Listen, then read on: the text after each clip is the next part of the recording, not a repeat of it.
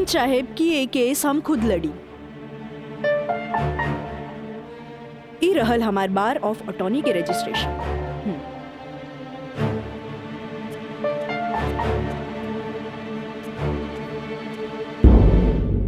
Okay, you can proceed. Thank you sir.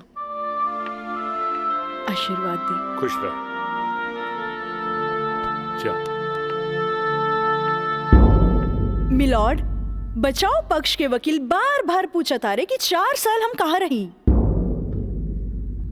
Milord, 4 साल इनके मुवक्किल राजा जैसन तमाम मुजरिमों के सजा दिलावे खातिर ई चोंगा बहुत जरूरी रहे।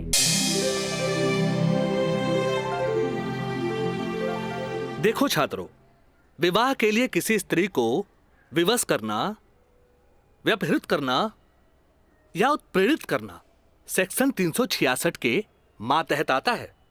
सेक्शन 376 और 375 रेप के लिए है, जिसमें सजा के प्रावधान के बारे में हम आप सबको विस्तृत बता चुके हैं। सर, कृपया हमें 120(b) सेक्शन के बारे में बताएंगे?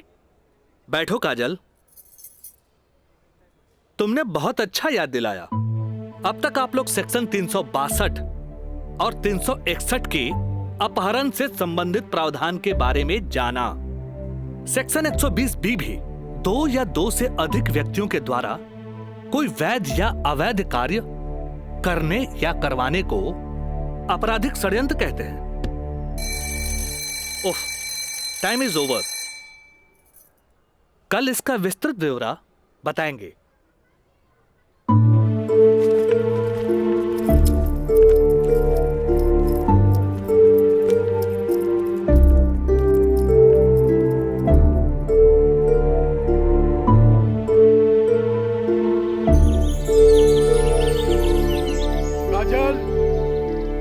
काजल, काजल, काजल। जी पापा। ये हम का सुन रहल बानी? तू 2 दिन से कॉलेज नहीं गेलू, आगे पढ़े लिखे का इरादा नहीं खेका। तू अच्छी तरह से जाने लू के खानदान में ग्रेजुएट से कम पढ़ल लिखल के अनपढ़ गिनल जाला। और तू तो अभी तक ले कॉलेज का मुंह ना देखेलू, खाली एडमिशन भइला। अरे हम कुछ पूछा था, हमरे बात का जवाब दो। पापा, वो कॉलेज में पढ़ाई कम और छेड़छाड़ ज्यादा होला। वाह, बड़ा अच्छा बहाना हो गई है। आजकल कॉलेज में छेड़छाड़ होके लागल है। अच्छा ये बताओ, तुहार दादी भी तक कॉलेज जात रही? वो घड़ी इक्का दुक्का लड़की सब भी कॉलेज जात रही। और जब तुहार मतारी कॉलेज जाए लगली तो कुछ लड़की लोग जात रहे। वो घड़ी भी तो लड़कन सब छेड़खानी करत रहे। और आजकल तो कॉलेज में आधे आध लड़कियन सब हो गई, तो तोरा के छेड़खानी के बहाना हो गई। कान खोल के सुन ल काजल, हमरा घर में पढ़ाई लिखाई खातिर कोनो बहाना ना चली, बुझलू? काल से तू कॉलेज जाइबू तो कॉलेज जाइबू, समझ लू कि ना? का समझ लू? ठीक बा, ये कि काल से हम कॉलेज जाए। गुड, ठीक है।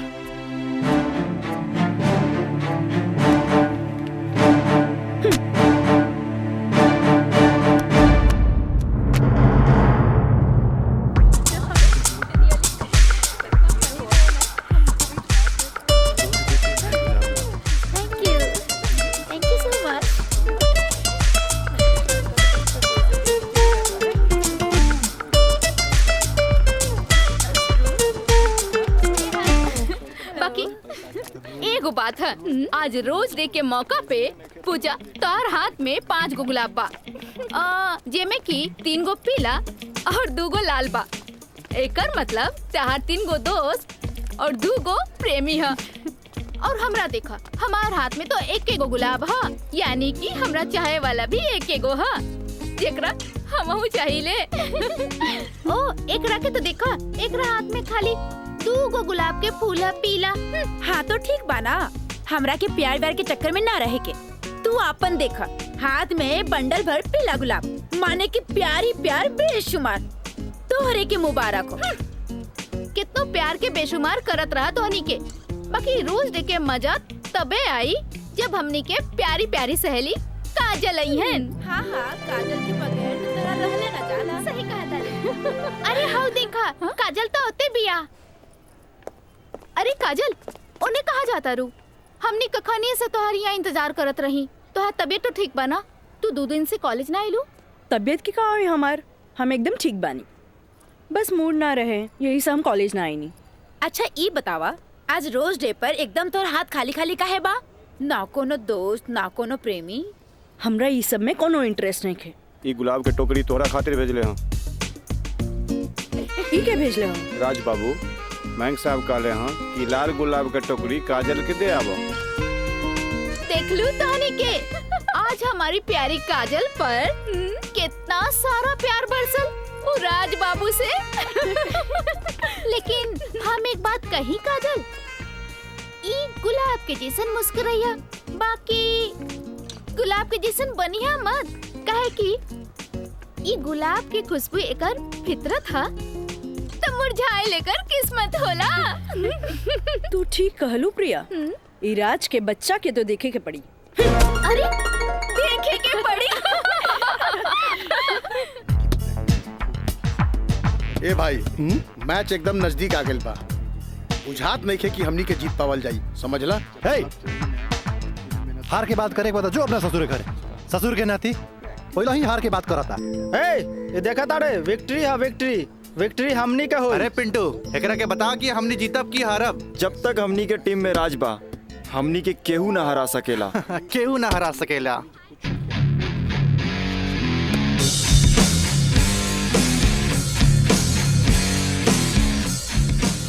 मयंक।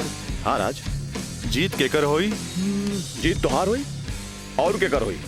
जीत सिर्फ फुटबॉल में ही ना, प्यार में भी हुई। यही से एक टुकड़ा गुलाब का फूल भिजवा देनी है। लेकिन यार गुलाब बहुत महंगा हो गया। अरे 500 रुपया हमारे पॉकेट से लग गई। समझ गई नहीं तोर नौटंकी। ई ले 1000। पीछे से आवत भी तोहर प्यार और हम चन्नी बाजार। हेलो काजल। हाय, एक सेकंड। चलो लोगिन फैन, मैदाने में अब देखल जाई। हाँ हाँ, चला चला। राज, तोहरा हम कैसन लड़की दिखत बानी? शरीफ, अच्छी लड़की। गलत, तोहरा जैसन लड़का खातिर हम एक बहुत ही बदमाश लड़की बानी। अच्छा ई बतावा, टोकरी भर फूल भेजे के का मतलब रहे? मतलब ई की दोस्ती और ई प्यार के फूल ह, एकरा मुरझाए मत दिया। ए काजल, अपना दिल में हमेशा दोस्ती और ई प्यार ला जगह बनैले रहिया। ई जन्नत में बनेला, एक एक वो बिखरे मत दिया।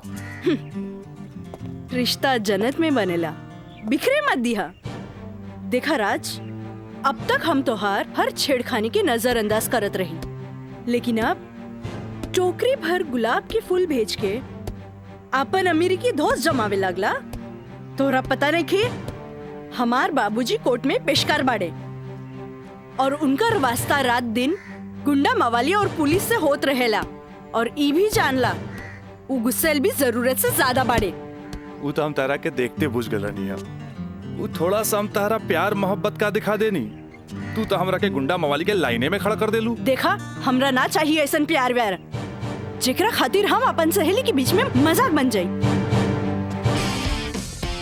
बड़ा खिसियाइल बिया, पट्टे वाला तो नइखे बुझात, पर हमरा भी तो उहे के पटावे में मजा आवेला जो ना पटे वाला होखे।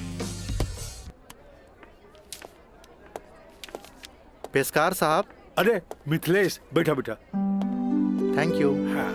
पेशकार साहब, हाईली फाइल अगला हफ्ता के हर केस के तारीख पूरा ब्यौरा के साथ तैयार कर देनी है।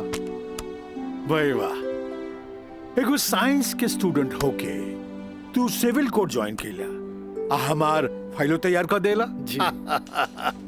मिथिलेश, जब से तू यहाँ पर ज्वाइन कैला हमार कुल काम आसान हो गया।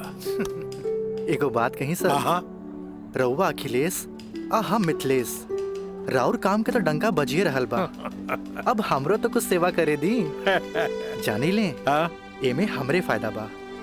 एगो क्लर्क होके हमरा फ्री में पेशकार के अनुभव मिल रहल बा। आज ही फाइल तैयार करे में तो तोहरा पूरा दिन लग गेल होई। चला, कोनो बात ना। यहाँ से सीधे घर चले के आ खूब बढ़िया नाश्ता करेंगे। आवा। पेशकार साहब, ये हमरो कहे के रहे कि आज रउवे साथे घर चलब। अच्छा। असल में काजल के एग्जाम नजदीक बा। हाँ। से उनका खातिर कुछ नोट्स तैयार कर ले बानी, जे दे भी देव।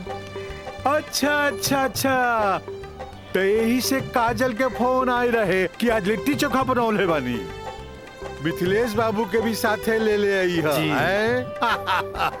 ठीक बा, चला चली।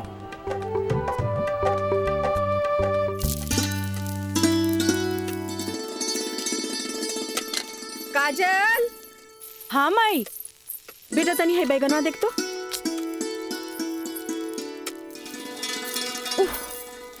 तोर भरता बन जाए ना, तनी दोनों जने के प्लेट में डाल के दिया। ठीक बा माई, तबले हम चाय लेके आवा तनी। ई लिए लिट्टी चोखा।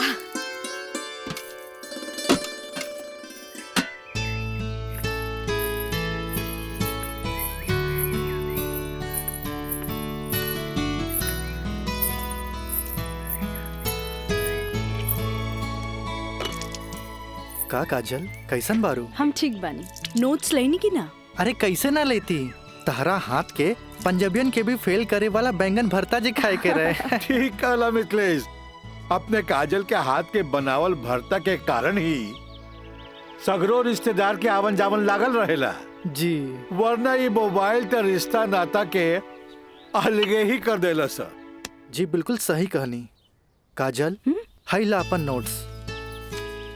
हमार अंदाजा है कम से कम इमे से 2-3 सवाल तो जरूर आई। अरे खा भी मिथिलेश, लिट्टी ठंडा हो जात बा। अब ऐसे भी 2 दिन तक लेता ही नोट्स के हाथ लगाए वाला नहीं की, काहे कि 2 दिन के बाद फ्रेंडशिप डे जो आ रहल बा। हाँ। रउआ का समझा फ्रेंडशिप डे? दे 300 रुपया। 300 रुपया? अरे काजल के फ्रेंडशिप बैंड खरीदे के बा। है, और चढ़ाओ अपना बेटी के माथा पर। है फ्रेंडशिप डे, काहे ना कोनो बड़ी सेठ से बियाह कर ले लो। अरे करम में तो पेशकार लिखल रहे, तका करती है? काम आई। हमार बाबूजी की कम समझे लो, मजिस्ट्रेट तो आइला जाइला, बाकी हमार बाबूजी की तो सारा जिला जवार जानेला। का मिथिलेश बाबू? हाँ हाँ बिल्कुल ठीक कह लू। ये दोस्ती हम नहीं तोड़ेंगे, तोड़ेंगे दम मगर तेरा साथ ना छोड़ेंगे।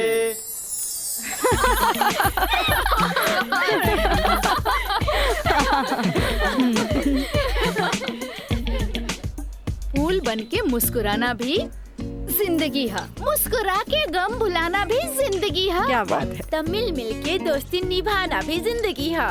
अच्छा, हमने के दोस्त तो बरले बानी, बाकी तू कैसन दोस्त की बात कर रहल बाड़ू? ई हमरा समझे में ना आइल। सपना, तू समझ लू का? ना, हमरा तो बिल्कुल ही समझ में ना आई। वही तो। ई का समझी, बाकी हमरा समझ आ गई। कहा तो बता दी। अरे बताओ बताओ।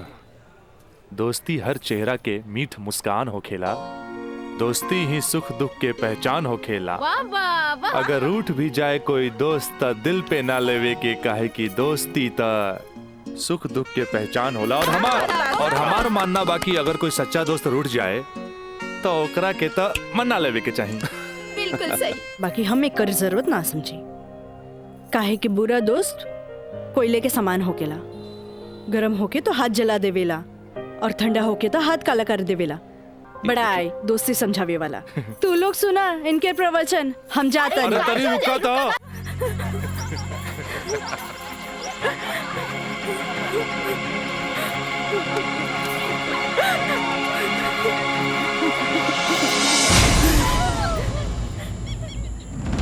ये काजल, तोरा परेशान होके के जरूरत नहीं खे। खबर भेजवैनी हा, राज आपते हुई। May I coming sir? Yes come in. का बात बस सर, आप हमके बुलाई नहीं हो? हाँ, ई का सुनतानी हम हो, तोरा जैसे स्टूडेंट के वजह से ही कॉलेज के बदनामी हो जाला। को एजुकेशन के मतलब ही ना हा कि कॉलेज में कोई लड़का लड़की के छेड़खानी करे। लेकिन सर हम कुछ ना सुनने के चाहता नहीं। अब कोई ना कोई स्ट्रिक्ट डिसीजन हमरा लेवे के पड़ी। ठीक बा काजल, तू जा सकेलू। जी सर, थैंक यू। लेकिन सर हम ऐसा क्या कर देनी है कि काजल आपके लगे हमारी शिकायत लेके आ गई है? शुक्र मनावा कि वो हमारा पास आ गईली। अगर पुलिस के पास जईती त सीधे अरेस्ट हो जाता। बुझला, आजकल ऐसा कानून आ गइल बा कि एकरा में बेलो ना मिलेला, सीधे जेल होखेला। बाकी सर वहाँ और भी तो लड़का लेके रहे। हाँ, अरे ये तो हम कहे के चाहत नहीं तोहरा। और भी लड़की रहे, यह लड़की के छेड़े के का जरूरत रहे? वो पेशकार के बेटी के मामला बढ़ जाई त का होई? तोहर बाबूजी के हम काम मुंह दिखैती। आइंदा ख्याल रखी है, तू जा सकेला। ठीक बा सर, थैंक यू। मयंक भाई, बहुत टाइम लगिल प्रिंसिपल के यहाँ। अरे तो आबते हो ना। का बात भइल? बड़ा टाइम लागत है। कहत रहे हाँ, ऐसन के काहे पटावेला जौन शिकायत लेके आवे, ऐसन के पटावा जौन शिकायत ना करे। तो प्रिंसिपल साहब गलत का कहत बड़ा? पता ना काजल में का देख ले बड़ा कि वही के पीछे भागा जात बड़ा। तोहनी के ना बुझाई, हमरा ओकरे पटावे में मजा आवेला जौना के पटावल मुश्किल बा।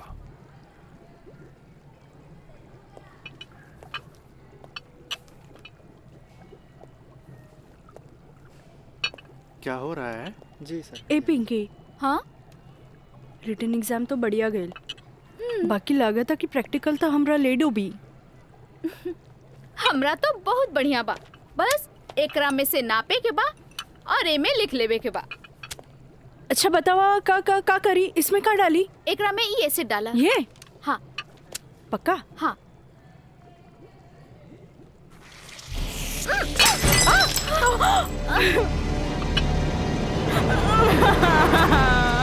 अरे काजल! काजल! Where are you going? What happened?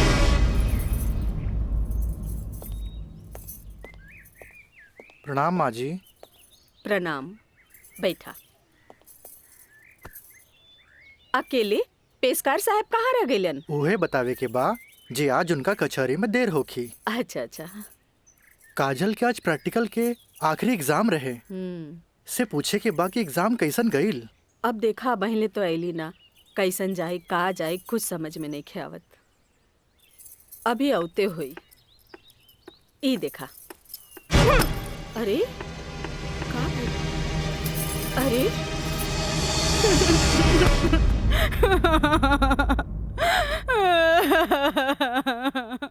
काजल, काजल, ए काजल, का भइल? अरे हमनी के अनदेखी करके यहाँ के रोवे लगलू। अरे का भइल? परीक्षा तो ठीक से गई ना? अरे बोल। प्रैक्टिकल खराब हो गए, एन वक्त में टेस्ट बुक टूट गए। हम फेल हो जाए माई, हम फेल हो जाए। अरे का काजल, तू तो बड़ा जल्दी निराश हो जाली। अब केमिस्ट्री थ्योरी में जहाँ तक हमनी सोचले रहनी, कम से कम तोहरा के 40 मार्क्स तो मिलबे करी। अब प्रैक्टिकल में मार्क्स नहीं हो मिली तब पास होके से के रोकी? बाकी मिथिलेश बाबू, हम तो प्रैक्टिकल में छोड़ के आ गए नहीं। अरे तो का भइल? इन्विजिलेटर 0 ही दिहन ना, इतना हदीर काहे होत बारू? हाँ, एग्जामिनर अगर एकरा के इशू बना ले, अब माइनस मार्किंग करें, तब बे फेल होए के बात हो सकेला। अरे तो रो रो के हलकान भैला से का पास हो जेबू? ई देखा था, जा मुँह धो, भगवान सब ठीक करिए। जा। का ठीक करिए? अरे अब कहा होई कुछ समझ में नहीं ख्याल, कुछ ना बुझाता हमरा के। माँ जी, अब रहुआ परेशान मत होई, एकर थ्योरी पेपर बहुते बढ़िया गईल हा। अरे तो तुहार गाइडेंस रहे तबे ना। अरे साइंस के स्टूडेंट रही त गाइड कर देनी, एमे का। ता ठीक बा, अब तू ही समझावा ओकरा के। ठीक है। आई लघु हो जा चुप। भैया एक सैंडविच लाइए। हाँ हाँ ले।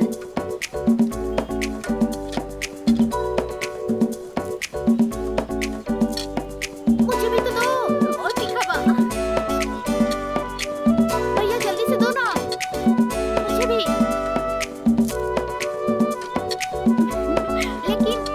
छोला थोड़ा ठंडा हो गया है ना? अच्छा बा, ठीक बा। भैया रायदा अब हमरा के चाहिए बस। अरे खाना यार, कहे अभी से एग्जाम में फेल हो गए का? हाँ, कहे चिंता में बड़ू हो? हाँ, चिंता ना रही का थोड़ा नहीं के। Excuse me girls. काजल, तू तो बुझाता कि अभी लेक हमरा से नाराज बाड़ू। अरे नाराज तो हम हो रही तारा से, पर हमरा हमार दादाजी के सिखावल एगो बात याद आ गई। कोई भले ही बोए तोहरा ला काटा, तू बोए ओकरा ला फूल।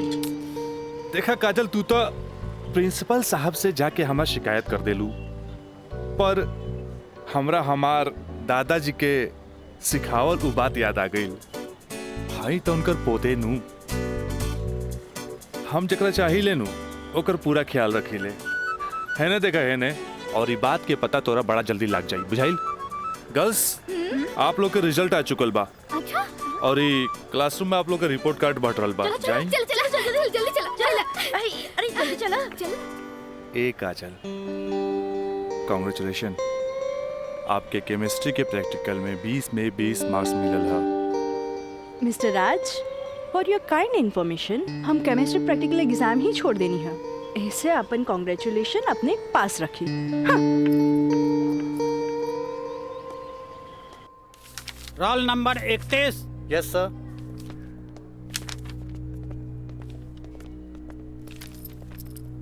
Roll number 32। Thank you sir.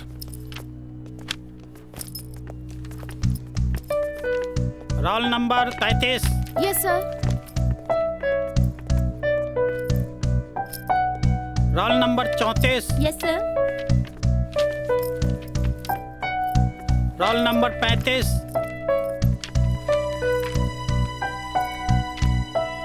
Roll number 36।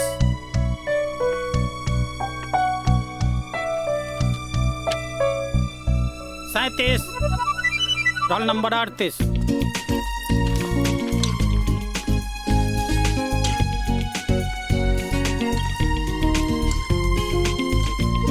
है ने? देखा है ने? और ये बात के पता तोरा बड़ा जल्दी लग जाए, बुझाइल? ए पिंकी पूजा, हाँ का ई देखना, हमरा के सच में केमिस्ट्री प्रैक्टिकल में 20 में से 20 मिलल। ये जरूर राज के कारनामा है। काहे कि ये इन्विजिलेटर शर्मा जी ओकर बंगले पे तो ठहरल रहलन। ओह हाय मैं मर जावा। अगर तोहरा जगह पे हम रहती ना तो राजा के तो रानी बन जाती। जा बन जा। तारा के देख के ना एगो बात याद आ गई। इया कहे धिया धिया, धिया कहे चिया चिया। एक हवा जौन तारा पे जान छिड़केला और एगो तू हा जौन एकरा के ठेंगा दिखावत हिया। अच्छा चला चला, हम तो परीक्षा में पास हो गए नी, ये हमरा खातिर बहुत बड़ा बात बा। पापा देखिए तो बहुत खुश हो जाइए। हाँ चला चला चला।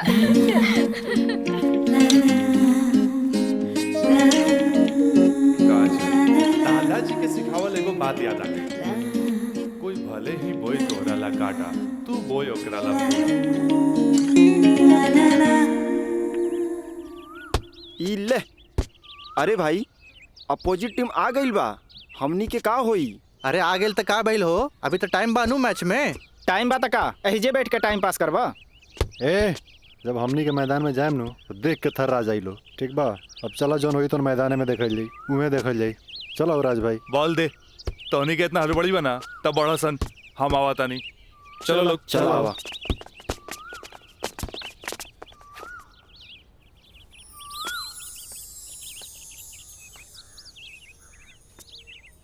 सुनो,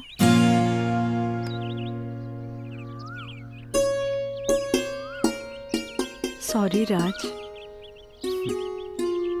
हम तोहरा के गलत समझनी, लेकिन तू तो सच में दिल के राजा बाड़ा। और तू ये राजा के दिल के रानी। ए काजल, हम तारा के बहुत चाहेनी। Thanks for chemistry practical marks. WhatsApp number मिली का? व्हाट्सएप? हाँ ठीक बा, ले ली। 8291 71 7752। 8291717752।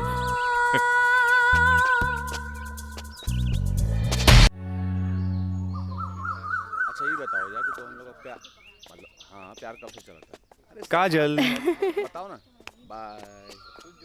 काजल, हम दोनों एक दूसरा से प्यार करेले, फिर भी तू हमरा से दूरी बना के काहे रहेलू? राज, हम कोनो ऐसन वैसन लड़की ना है। जब तक शादी ना होखे तब तक हमनी की दूरी बनवले रखे के चाहिए। गुड, तहारी ये आदा हमरा के निक लागेला। हेने सुना? हाँ? देखा राज, तू हमार कोनो फायदा ना उठा पाई बा। एक मिनट, हम आओ तनी।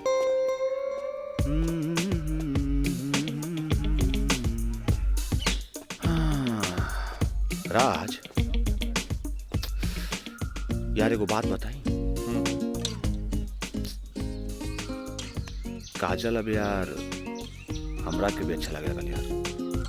हम एगो बात बताई। तू हंसुआ के बिया में खुरपी नियन गीत मत गो। वो तो और भाभी लागी। का लागी? भाभी। चल।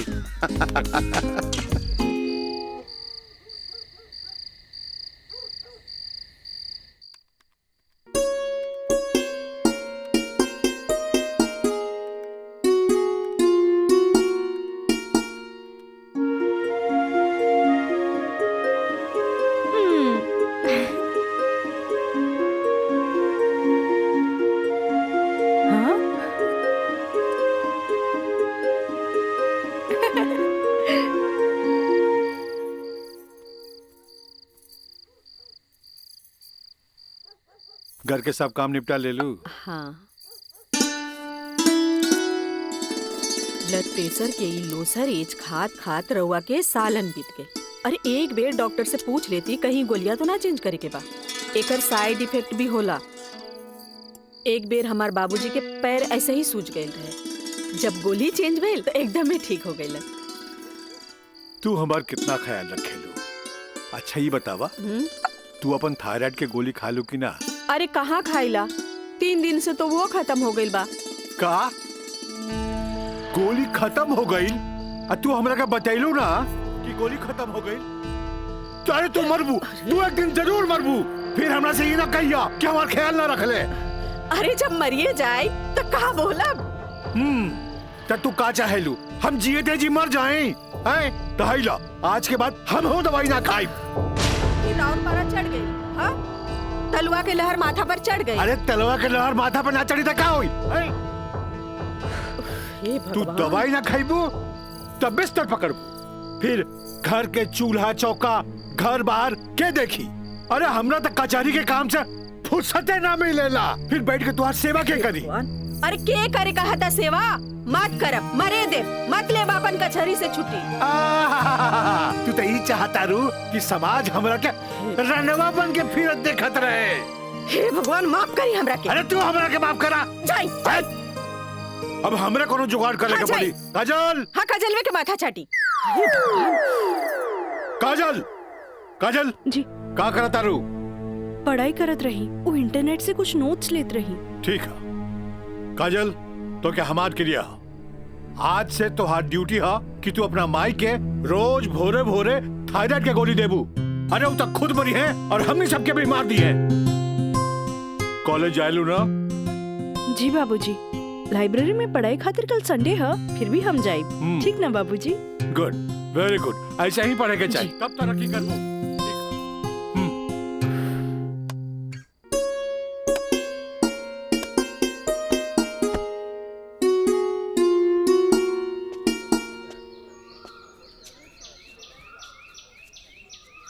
काजल।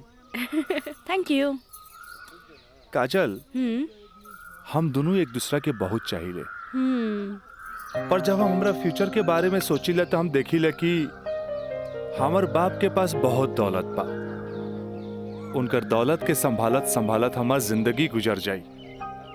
हमरा ये आम आदमी नियन नौकरी चाकरी करे के फुर्सते ना मिली। अब बस तू हमरा जिंदगी में हमार जीवन साथी बन के आ जा तो हमार जिंदगी एकदम मजे में गुजर जाई। ए काजल, तू काहे ना अपना बाबूजी से हमरा बारे में बात करेलू? बाबूजी से? ना बाबा ना, हम ना बोल सकेनी। हमार बाबूजी बहुत गुस्सेल बाड़न। वाह भाई वाह, इकलौता बेटी भइला के बाद भी तू अपना बाबूजी से बात न करबो काहे कि वो बहुत गुस्सैल बाड़े, और इकलौता बेटा भइला के बाद भी हम अपना बाबूजी से बात ना करब काहे कि वो बहुत पैसा वाला बाड़े। ऐसन में तो हमनी के सपना धरल के धरल रह जाई। काजल, काहे ना हमनी के भाग के शादी कर ले जाओ।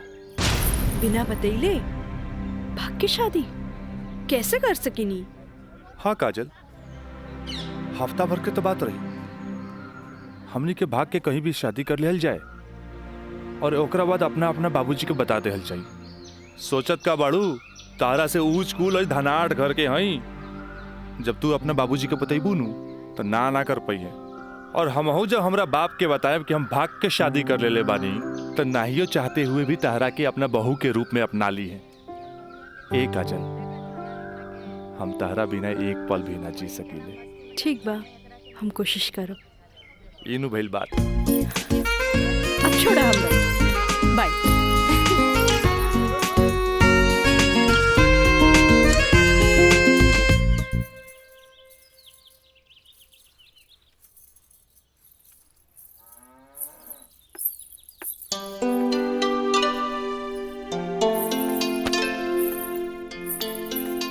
काम आई तोहरा से आराम नहीं के होत का? जब देखा काम का सिर्फ काम ही करबू।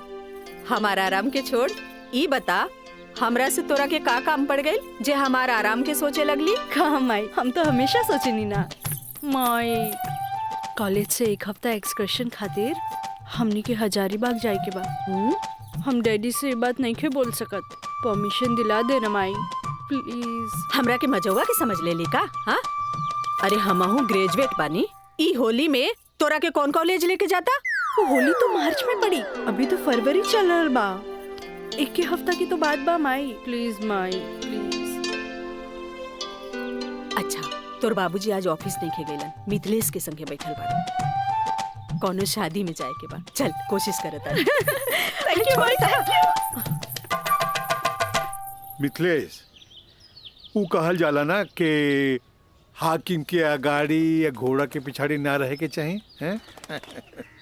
मजिस्ट्रेट साहब के इकलौती बेटी के बियाह, यही से हम खुद चलता नहीं तो हम न्योता तोरे हाथे भिजवा देती। अरे रउआ चलती तो उनको भी खुशी होत। हाँ, ए जी। लेकिन हाँ? ई का कहतिया? का कहतिया? अरे कॉलेज टूर पे एक हफ्ता खातिर हजारीबाग जाए चाहतिया।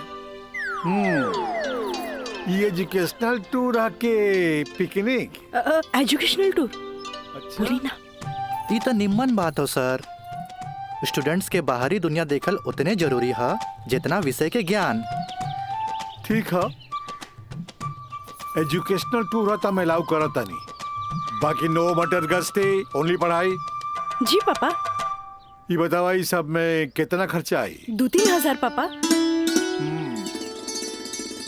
तू हमारे से 5,000 ले ला, ठीक है? थैंक यू पापा।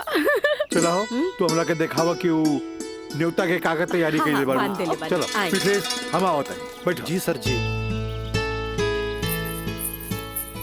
Thank you so much Mithilesh बाबू, अगर रउआ ना बोलती तो ये हरगिज ना मानतन। अरे वो तो हम तुहार मुंह देख के साथ दे देनी। जा मजा करा। कैसन लागल? वाह, सो ब्यूटीफुल। ये कहाँ लेके आ गई ला? पहले चला था तब ना पता लगी। उतरा। अरे स्टैंडवा कहाँ चल गई?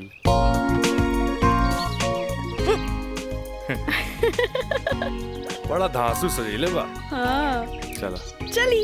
हाथ तो दा। कहाँ जाए के है? इधर? हाँ इधर। जगह तो बड़ा झकास बा। क्या यार राज, कब से हम तुम्हारी इंतजार करत बनी, इतना लेट कर दे तू? मयंक, राज, मयंक यहाँ? हाँ, एकरा पहले भेज देनी। इस सारा जे तामझाम बा, इस सब के अरेंजमेंट के करी। यार तो हम लोग का शादी खातिर एगो विद्वान पंडित से बात कर ले बानी, और देखा तोहनी के आराम खातिर यहाँ सारा साधन सुविधा मौजूद बा, और हाँ हनीमून खातिर स्वीट रूम भी बुक कर ले बानी। और देखा अब हम निकलता नहीं, कहे कि हमारा के मंदिर जाके बा, और मंदिर जाके पूरा शादी का सामग्री लेके आके बा। बाप रे, इतना सब तैयारी। अरे शादी की करबा, हमार दोस्त राज का शादी बा। गलत बात। शादी होता हमार सपना के शहजादी काजल के राज के साथ। अच्छा देखा यार, जो तो पैसा दिला ना सब पैसा खत्म हो गई कुल ताम झाम में। ऐसा करा कि हमरा के तू 25,000 रुपया और दे दा, काहे कि बहुत सारा काम बाकी बा अभी। पैसा के कौन बात भाई, ई ले। अगर बाबूजी अगर ये शादी करते नु तो लाख के खर्चा लाखों में चल जाई। दोस्त महिम रिश्तेदार पूरा शहर के बुलाईते। और वैसे भी तो बाबूजी जब रिसेप्शन पार्टी दी है तो जाई खर्चा बढ़ी। अच्छा हम निकल रहे हैं, बहुत सारा काम बाकी बा। ठीक बा, तू लोग आराम कर, चलो बाय बाय बाय। तो काजल अब तक गला लगईबू नु यहाँ तो यहाँ के जाना था हमनी के। ओ Raj, I love you. I love you too. जुबान निकालिए, बंद कीजिए। ठीक है।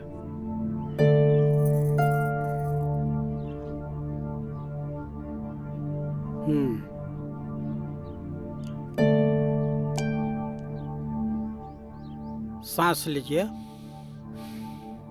और जोर से।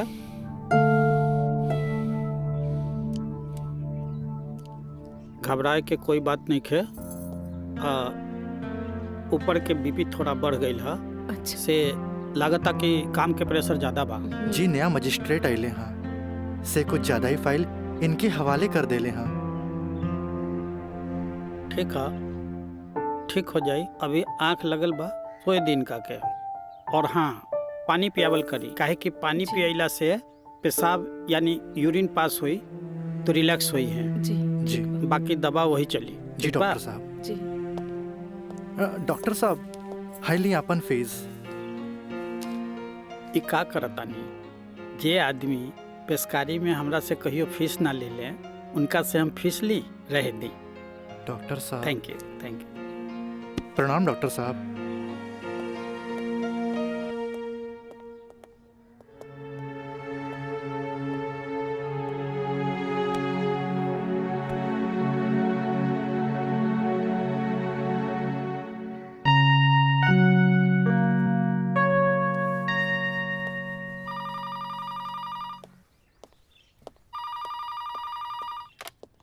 हेलो, हम काजल बोले तानी।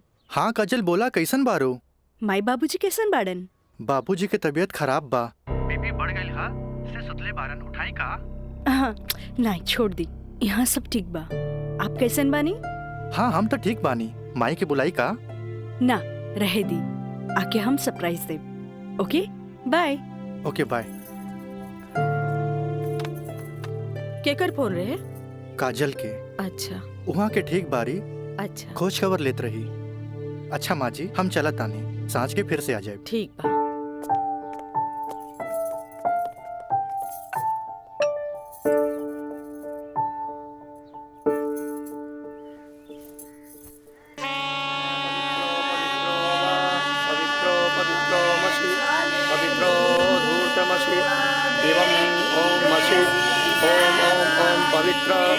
पवित्राः केशवाय माधवाय सर्वेश्वराय अपितु स्वाहा तत्पुरुषाय स्वाहा। ओम नमः स्वदन्ताय सहस्राक्षाय सहस्रपदे पूर्वशे पवित्रमशे सर्वभूतमशे चन्द्रमशे वामाय ओम ओम ओम ओम बुधाय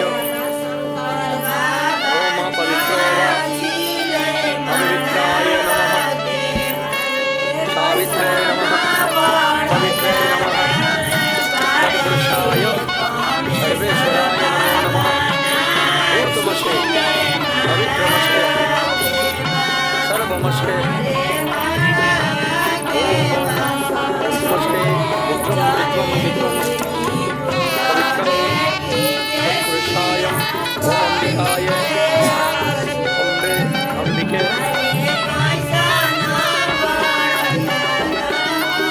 राजलाय राजाय नमो नमो नमो नमो विवाह संपन्ना भवतु।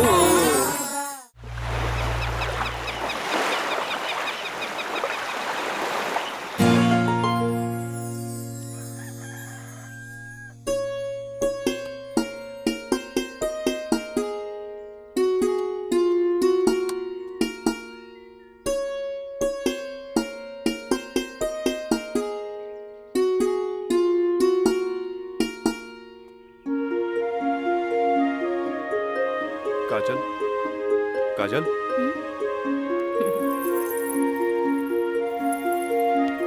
Good morning.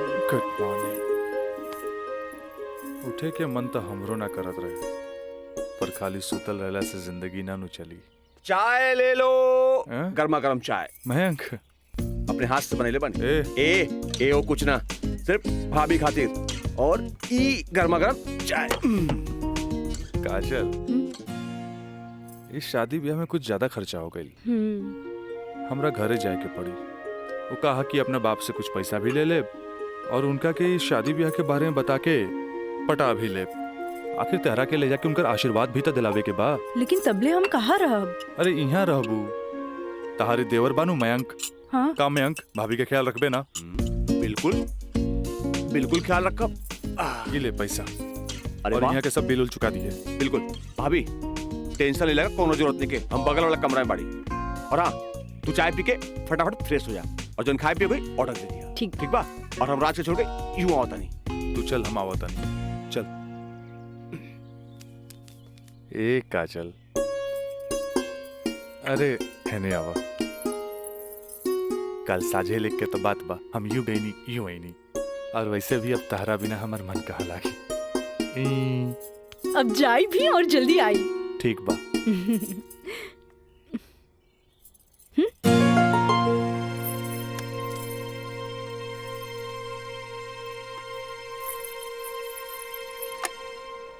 हेलो। हाँ, अरे देख रही हो कि मैं ऑफिस में हूँ, कितना काम पड़ा है, कितनी फाइलें पड़ी हैं, और तुम हो कि ये ले आइएगा वो ले आइएगा। हद कर दिया तुमने यार। मैं कम इन सर? कम इन। अखिलेश बाबू कैसन बाड़न? जी बीपी तो कंट्रोल में है, बुखार के वजह से थोड़ा कमजोरी आ गई है। यही से शुक्रवार तक की छुट्टी की अर्जी दे ले हैं। कोनो बात नहीं के, दिन रात काम करे वाला आदमी के अरे थोड़ा बहुत आराम तो चाहिए ना। जी। कह दिया ऑफिस के चिंता न करे जी। जब वो ठीक हो जावे तबे ऑफिस आवे। ला एकरा के फाइल में लगवा दे। थैंक यू सर।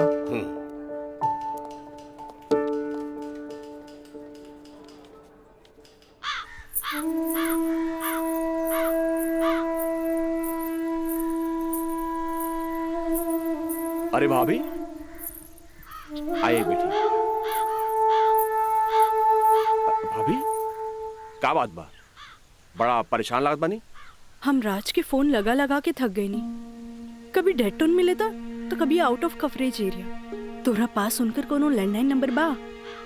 ना भाभी, और हम उनका दूर नंबर पे फोन लगा के थक के हार के बैठ गई। हैरानी की बात तो ये बाकी कि गईला के बाद ना कोनो खबर, ना कोनो कॉल, ना कोनो मैसेज। भाभी तू टेंशन मत ले, हम पहले को दोस्त के भेजे बानी और जैसे ही खबर मिला था सबसे पहले हम तोरा के बताई। ठीक बा, हम अपन कमरे में बानी। अरे भाभी,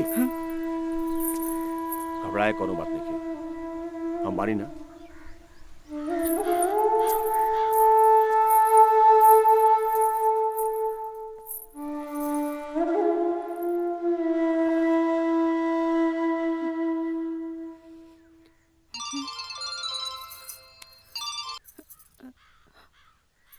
काजल, ट्रिप कैसन जा रहल बा?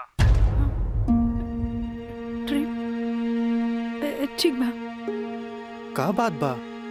तोहार आवाज में खनक नहीं खे?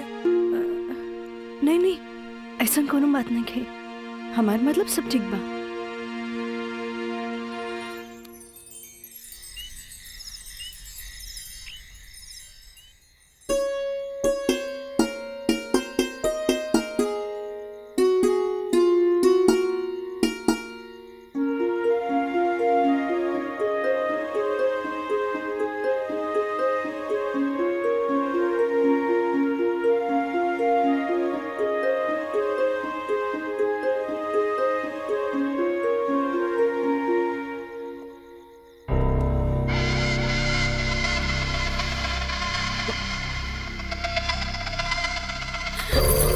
देवर जी, मयंक, ये क्या बदतमीजी है? चल जाइए यहाँ से, वरना राज के बता दे। किसे? राज से?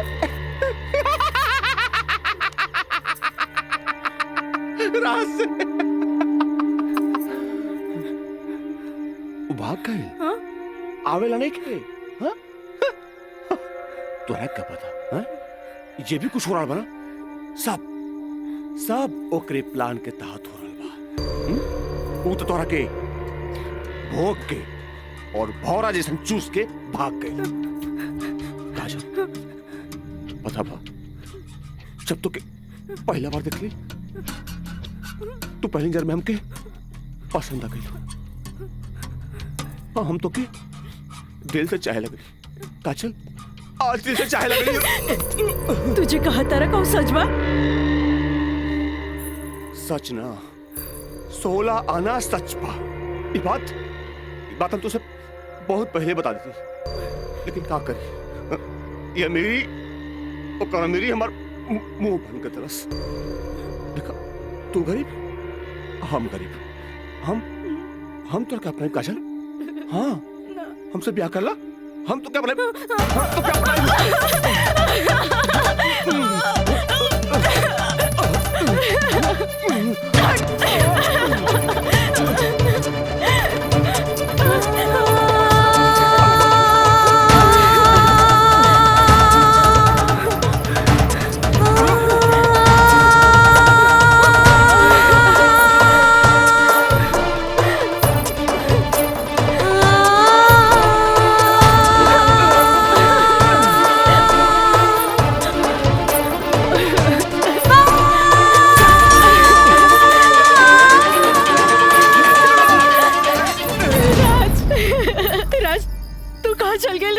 छोड़ के महंग तो और काजल के बर्बाद करेंगे चाहते रहे।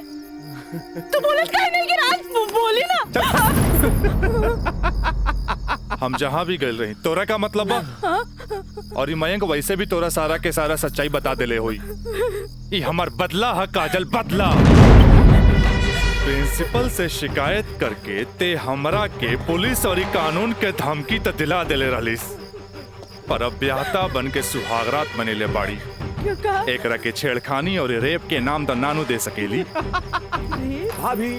भाभी देख ले लो, हम कितना गला फाड़ फाड़ के चिल्लाता ली, गला फाड़ फाड़ के चिल्लाता ली। भाभी हमसे ब्याह कर ला, हम तो जिंदगी भर साथ निभाए, लेकिन ना तो हार तो खोपड़िया में औते ना रहल। देख ला, ठीक है ही तो कहा था ही। हाँ? एका चल तू मयंक से ब्याह कर ले, ऐसे भी एकरा हमार जूठन खाए की आदत बा। और तू अब बस हमारे को जूठन बारू, जूठन जूठन।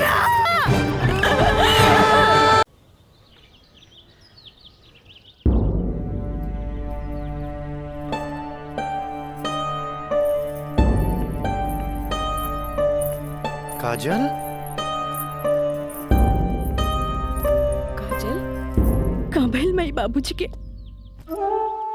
अरे ये ठीक बाड़न, दवाई खा के सुतल बाड़न। रुका हम उठा देता नहीं। ना माई रह दे, आराम करी दे।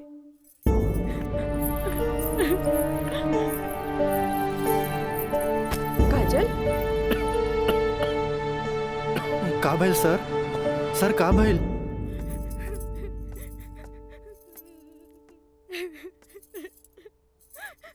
काजल,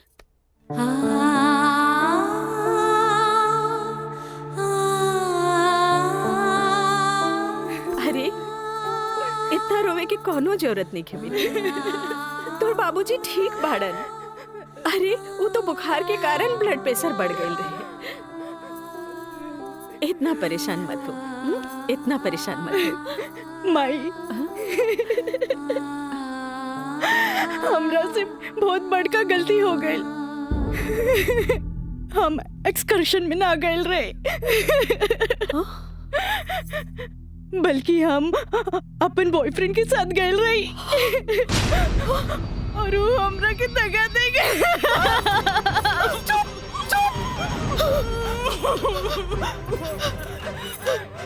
सच सच बता, सच सच बता, कहाँ भाई? तू ठीक तो बाड़ी ना? तू ठीक तो बाड़ी ना? हम ठीक तो ना बानी माई। माई तू हमरा के एक वचन दे कि तू हमरा से दोबारा कुछ ना पूछबे। जो भाई बहुत गलत भाई, बाकी हम अपने आप के ठीक कर ले माई, अपने आप। काजल,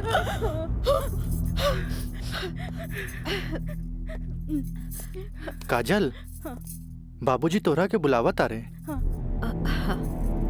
चला।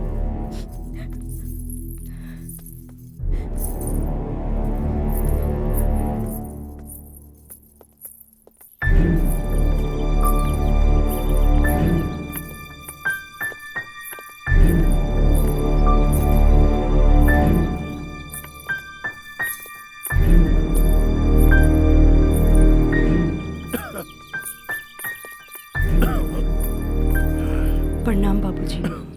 अब तबीयत कैसन बा? आ गइलू बेटा? ठीक है बा।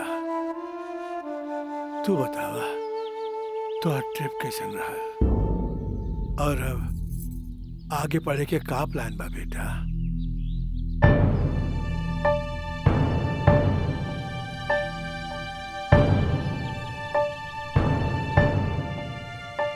बतैलू ना बेटा? पापा, हम वो साइंस ना पढ़ के लॉ पढ़े के चाहता नहीं। तो ओकरा में का बात है बेटा? विषय कोनो खराब ना होखेला, पर जरूरत है तो ओकरा में अच्छा करेके। अगर तू लॉ ज्वाइन करे के चाहता रहो तो लॉ ज्वाइन कर ला।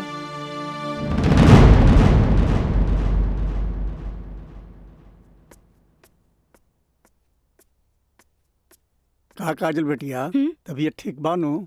क्लास कब के खत्म हो गई? तू बैठल वारू बंद करे के रहे। हाँ काका, रूम लॉक कर दी। हम तो बस ऐसे ही बैठ गए रही। अच्छा।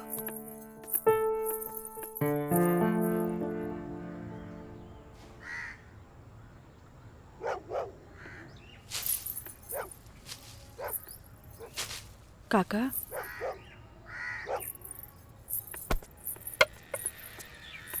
अरे बिटिया, तू फिर आ गेलू? अरे हम कई साल से देख रहल बानी कि हर 3-4 महीना पर तू आ जालू। पर बिटिया, राजा तोहरा से नइखे मिले चाहता। वो बड़ लोग हवन, उनकर जिंदगी में तारा जैसी लड़की की कीमत चाय के कुर्बा के बराबर हा, जे पी के फेंक देवला। काका, तोहरा का लागता कि हमें को फेकल कुर्बा है?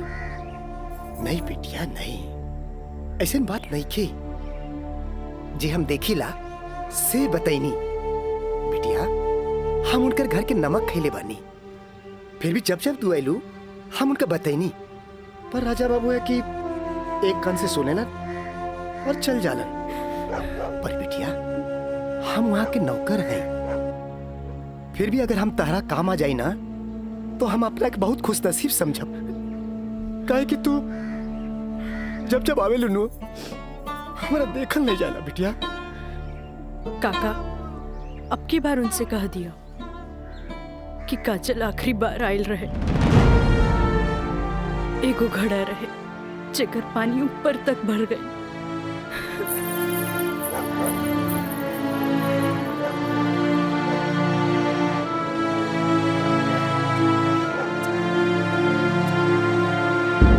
मैडम जी, ये कुछ बिल है, कारपेंटर बिल है, ये टेलीफोन बिल है और ये लाइट बिल है और कुछ वगैरह वगैरह काफी बिल है, आप देख लीजिए। माँ, ये मैनेजर साहब तारा के महीना भर के बिल और खर्चा के हिसाब दे देले। अब तू उठबू, उठ के जईबू, अलमीरा खोलबू, चेक निकलबू, फेन आके बैठबू, तब साइन करबू। हमरा माई के कितना काम करे के पड़ी। यही ला हम सोचने की काहे ना चेकबुक वाले के हम ही आ जाई। नीमन कैला।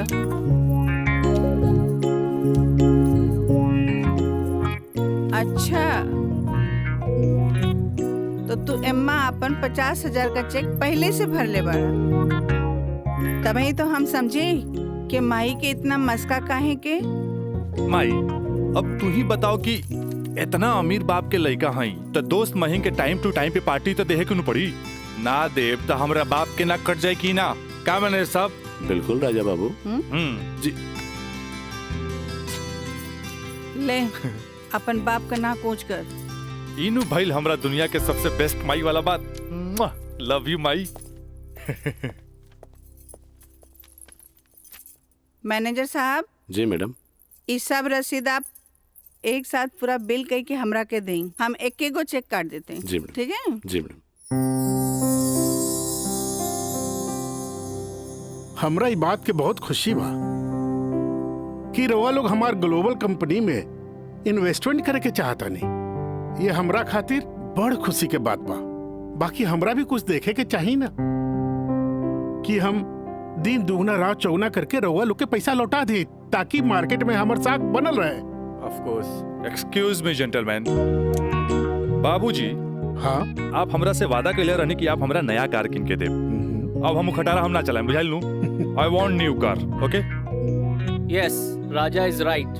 I am witness. Okay, I will buy car for you. Thank you, sir. हम चलता नहीं बाबूजी। तो ठीक बा, रउए कार खरीदा दे। बाकी राउर कार की खर्चा कंपनी के इन्वेस्टमेंट पे दिखावल जाए। Okay, thanks. जेपी साहब, आपका बेटा तो हीरो लगता है। आखिर बेटा के करा हमरे नु। अरे यही तो उम्र में ऐश करे के।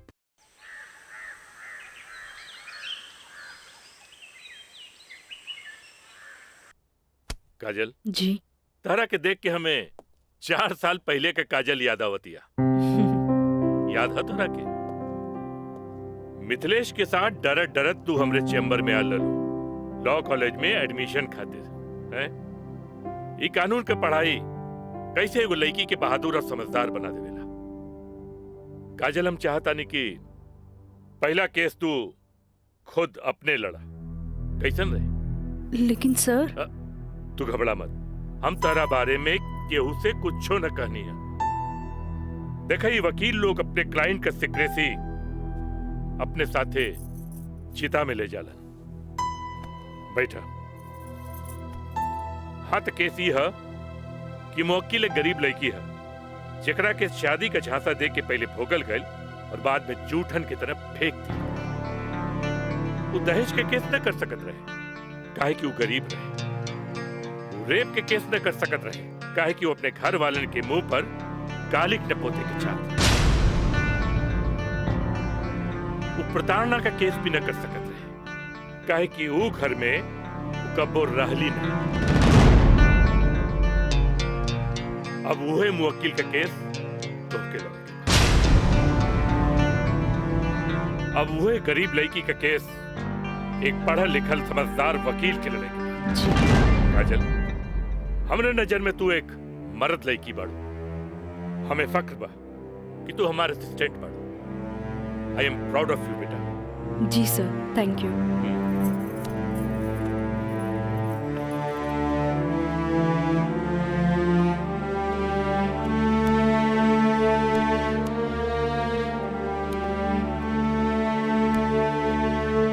बाबूजी, लड़की हर मोड़ पे डरत रहेली।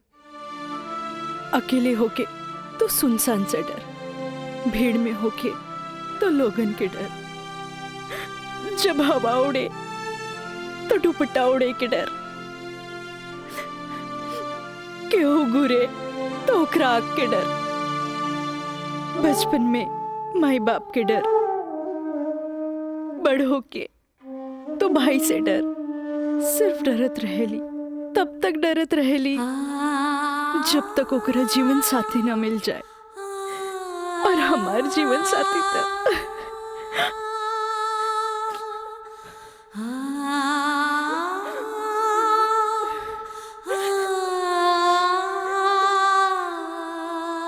बाबूजी, आज हमार पहला केस बा, राउर आशीर्वाद चाहिए। काजल, माई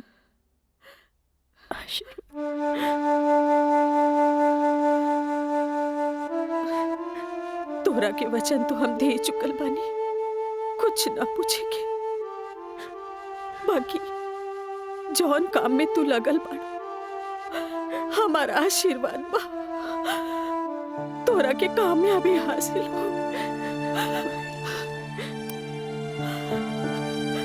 चल।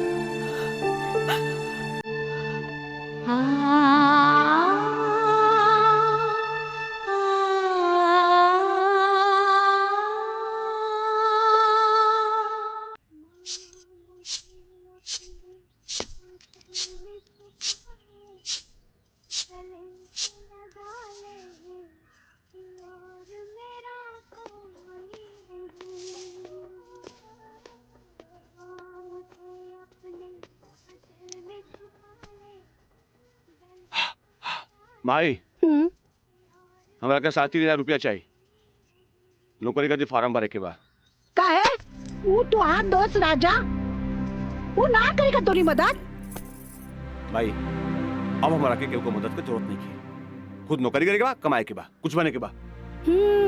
यही तो हम कहा था नहीं उम्मीद हो चलल नौकरी ना करबे तो कौन बाप अपन छोकरी तोरा से ब्याही। हमरा का हमार जिंदगी के का आज है कल ना रहा फिर। बहुत हो गया भाई, चल पैसा दे। दे पैसा तोरा से मुंह लगाए बेकार है। पैसा पैसा पैसा। हाँ हाँ दे। देता नहीं।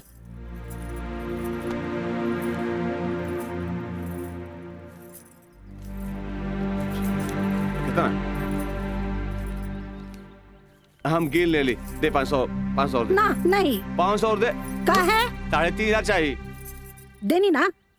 चल अब ठीक काहे मांगता रे? चल जा पैसा चाहिए। एक बात कही, तू दुनिया का सबसे अच्छा माई है। चल मैं चलता रही।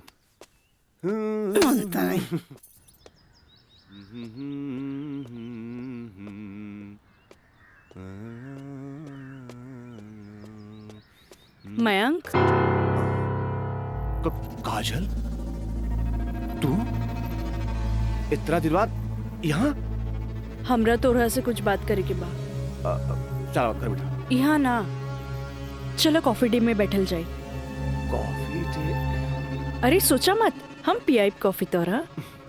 चल ठीक। चलो।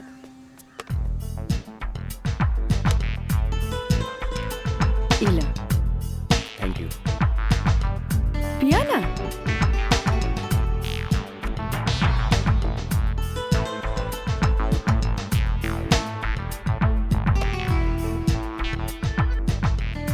काजल आज तोरा के यहाँ देख के बहुत अच्छा लगा था। और एक बार बताई, पिछले 4 साल में कौनो ऐसा दिन ना गुजरल, कौनो ऐसा पल ना गुजरल जिसमें तो के याद ना कैलो का। अच्छा कुछ छोड़ा, ये बताओ कि आज हमार कैसे याद आई? पहले हम अपन अतीत से लड़त रही,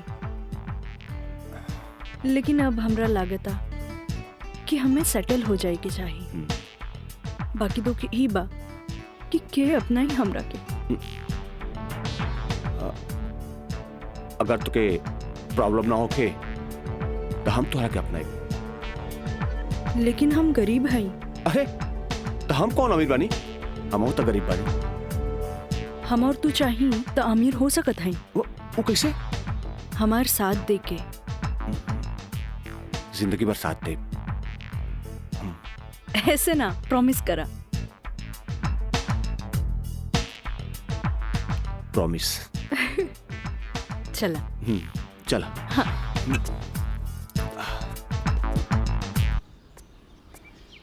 मिथिलेश जी, कोनो देर तो ना भइल? अरे ना बाबा, पहले ई बतावा भइल का? मयंक से साथ देवे की वादा ले लेनी है। अब तू अपन मिशन में कामयाब जरूर हो जाएगी। आगे देखी, लेट्स गो। सुनी, एगो बात कही, सब कुछ जलना के बाद भी आप हमें हेल्प करत हैं, ऐसे हम कबो ना भूल सके। पहले तो ना, पर अब सोचे लगनी है कि जिंदगी के हर लम्हा में आपके जरूरत पड़ी। चल आप चली, तोरा घरे छोड़ दी।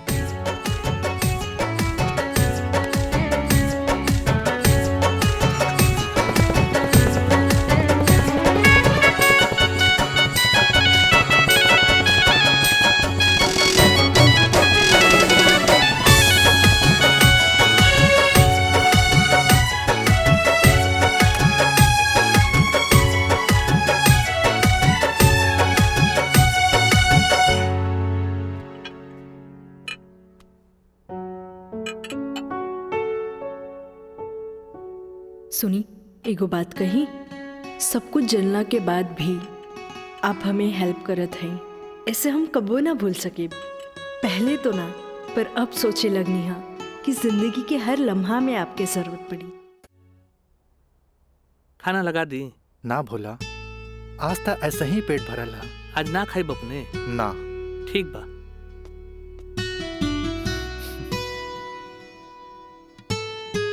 मैं पंडित देवी दत्त शर्मा। का कहनी है? देवी दत्त शर्मा।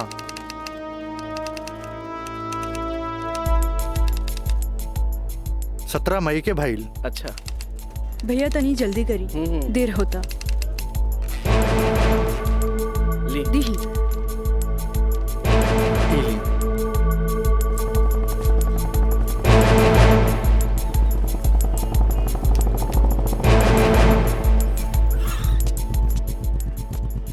आ गए नहीं टाइप करा के? जी। लाइन लाइन दस्तखत हम कर दी। एली।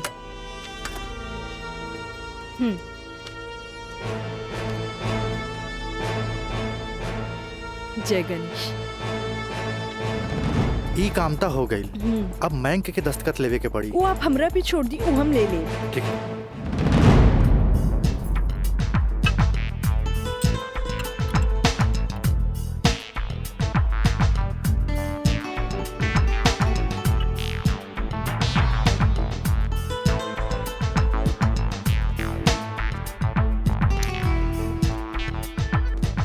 हेलो। हाय। सॉरी यार, आवे में थोड़ा लेट हो गया। अच्छा यही देखा, हम तोरा खातिर काले कैल वाले। अच्छा पहले चाय पिया। इला।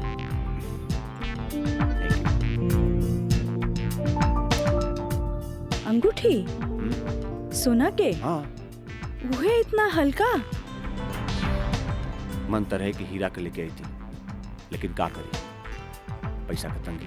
अच्छा ई बतावा, खुशहाल जिंदगी जिए खातिर तोहरा कितना पैसा चाहिए? 20 लाख। अगर हम तोहरा पूरी 50 लाख दी तो कैसन रही? वैसे ही रही, समझ ला अनार के आंख मिल गई। तो चला फटाफट ई पेपर पे साइन कर दे। अरे पढ़ा मत, यही से हमनी करोड़पति बन जाए। हाँ, हाँ ल। ठीक है। डॉलर भी कदम तो गिरब तो हर बहिया में ना।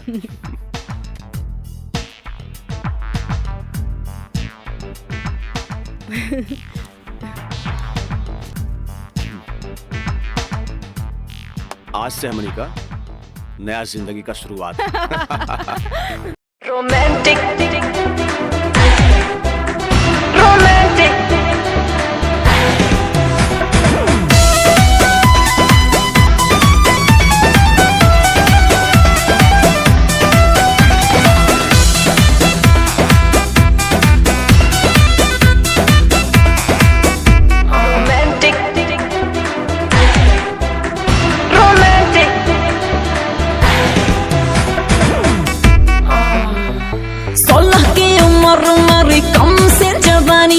खोज रही हूँ ऐसा मुंडा जो हो खानदानी। हाँ 16 की उम्र मेरी कम से जवानी, खोज रही हूँ ऐसा मुंडा जो हो खानदानी। इंग्लिश नहीं चलेगा, ना चलेगा हॉटी, तो कैसा चलेगा? रोमांटिक रोमांटिक रोमांटिक रोमांटिक मर्द से करूंगी मैं शादी, तभी तो साले साले बढ़ेगा आबादी। रोमांटिक मर्द से करूंगी मैं शादी। मीना, मंजू, रेखा, कस्तूरी के डांस देख के कुछ समझ में आयल? अरे सरकार के देख के बाजार बदल जाला, बाजार के देख के साहूकार बदल जाला, आ घोड़ा के देख के सवार बदल जाला, शिकारी के देख के शिकार बदल जाला। ऐसे ही मेहमानों के बदले पे सत्कार के भी बदल देवे के चाहिए। अरे पहले के जमाना कुछ और रहे कि मर्द नाजो आदा पर लुट जात रहे, लेकिन अब जमाना बदल चुकल बा। आज के जमाना के मर्द सबके कमर तोड़ नाच पसंद आवेला। जितने कमर हिलेबू और सीना झटकेबू, मर्द उतने जल्द तोहार दीवाना हो जाए। दिखाओ करके। अरे ऐसे ना, ये देखो। कस्तूरी बाई, कस्तूरी बाई। चाहे नसीब चाहे नसीब तक लिया। बहुत दिन बाद तशरीफ लेनी राजा बाबू। भला ऐसे भी केहू केकरो भूल जाला। आए बैठ।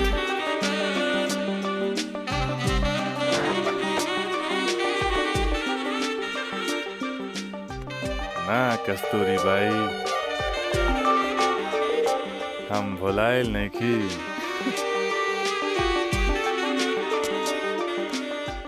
वो तो बस हमार शादी होके वाला बा। ओकरे तैयारी खातिर हम अपना माई के संगे खरीदारी में बिजी रही।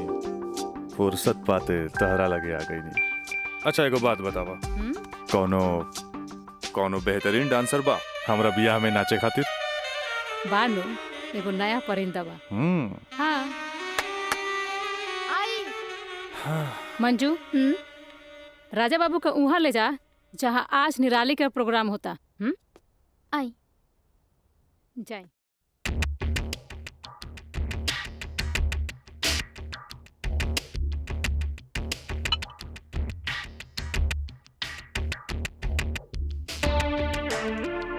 कस्तूरी, तहार निराली हमरा बहुत पसंद आई।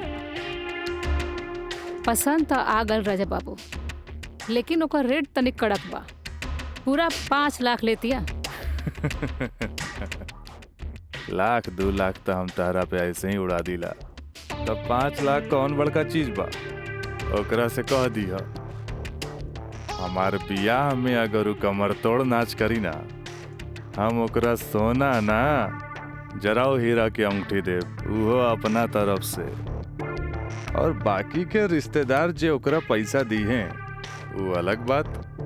एक कस्तूरी, हीरा के अंगूठी केहू ऐसे ही ना देवेला। अच्छा तो ऊ रवा दिलो दिमाग में इतना घुस गइल बिया। अच्छा एगो काम कर, तनी हेने लावा, हमरे तरफ से ई ला।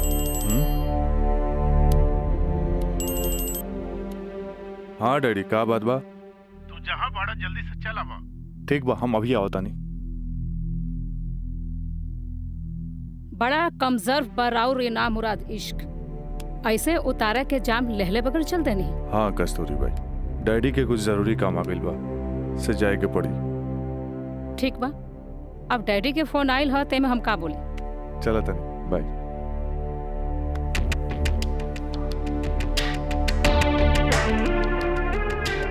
हीरा के अंगूठी तो दे गई, लेकिन तेरा दिल में गड़ल निराली के तीर निकाले के पड़ी।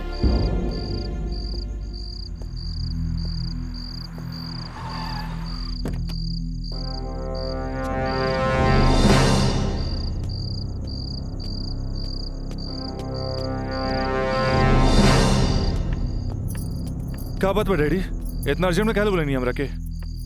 राजा, हाई हम का देखा तानी? कौन लेखी बिया काजल? अपना मुंह में करखा लगावे खातिर ओकरा से बियाह कर लेला और फिर ओकरा वही छोड़ के भागीला। अब वो अपना हक मांगतिया। बाबूजी, हम ऐसा कौनो लड़की के नहीं जानत। ए माई माई माई, देखा था इसको कैसे झूठा इल्जाम लगावता है हमरा ऊपर ही। राउर का दिमाग खराब हो गई बा। अरे जे हमरे लड़किया के ऊपर लांछन लगावत बानी। हमार दिमाग नहीं के खराब भाई। हाई देखा, हाई कोर्ट से नोटिस आइल बा। भगवाने बचावा घर के। लागत कि जगदम्बिका पाल के नाक कटिए के रही। केस नंबर 5078, काजल सिन्हा वल्द स्वर्गीय अखिलेश प्रसाद सिन्हा व राजा सिंह वल्द जगदम्बिका सिंह।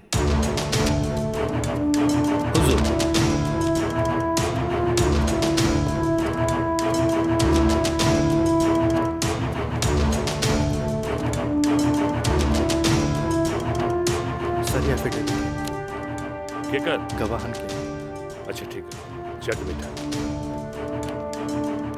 मिलॉर्ड, असल में ये एक अमीर आदमी के प्रताड़ित करे वाला केस है। साथ में पढ़े वाला 2 बालिग दोस्त के आपन मर्जी से हम बिस्तर होए के केसा। I object milord. हमार फाजिल दोस्त एकदम बेकार का बात कर रहल बड़न। सच्चाई तही है कि हमार मुवक्किल काजल का बिया राजा के साथे बाकायदा मंदिर में भैल रहे और यह 2 गवाहन के एफिडेविट। एगो राजा का सबसे खास दोस्त मयंक और दूसर बियाह कराए वाला पंडित। आप देख ली। 4 साल बाद हमार फाजिल दोस्त के मुवक्किल कहाँ रहले? सच्चाई तो ई बा जज साहब कि हमार मुवक्किल राजा के शादी रोक के रुपया ऐठे के एगो षड्यंत्र बा, षड्यंत्र। शादी? कैसन शादी?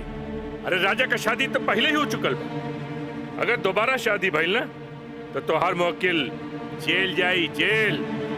बस जज साहब बस।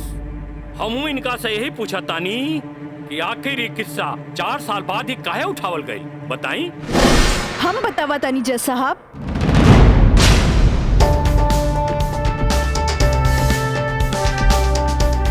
हम बताई।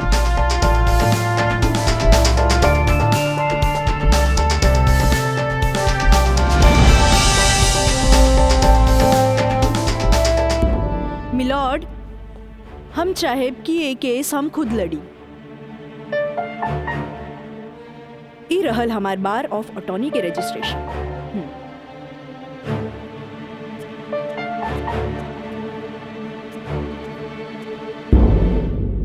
ओके, you can proceed. Thank you sir. आशीर्वाद दी। खुश रह। जा। मिलॉर्ड, बचाव पक्ष के वकील बार बार पूछा तारे कि 4 साल हम कहाँ रही। मिलॉर्ड, 4 साल इनके मुवक्किल राजा जैसन तमाम मुजरिमों के सजा दिलावे खातिर ई चोंगा बहुत जरूरी रहे।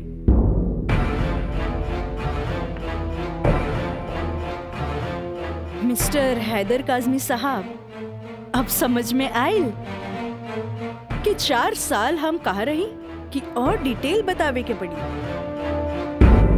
तो मिलॉर्ड, हम केस के स्टडी खातिर हमरा के कुछ समय चाहिए। हाँ, कोर्ट इंस्ट्रक्ट करती है कि राजा की शादी रोक दी जाए जब तक कोर्ट का फैसला ना हो जाए। बचाव पक्ष के वकील की रिक्वेस्ट पर यह कोर्ट मुअत्तिल की जाती है।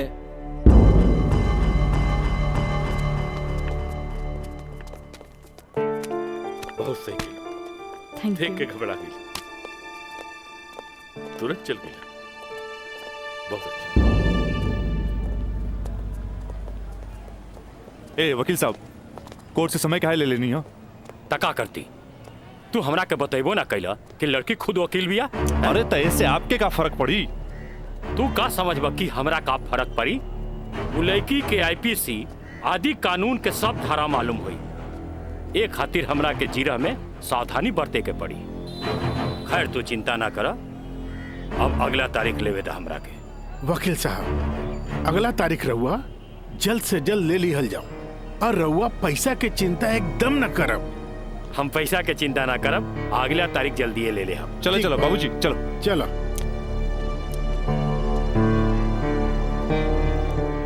हेलो, हाँ, अब फिक्र करे के बात नहीं के। अरे तहार काम हो जाई, हम समझ गए नहीं, एकदम में समझ गए नहीं। हाँ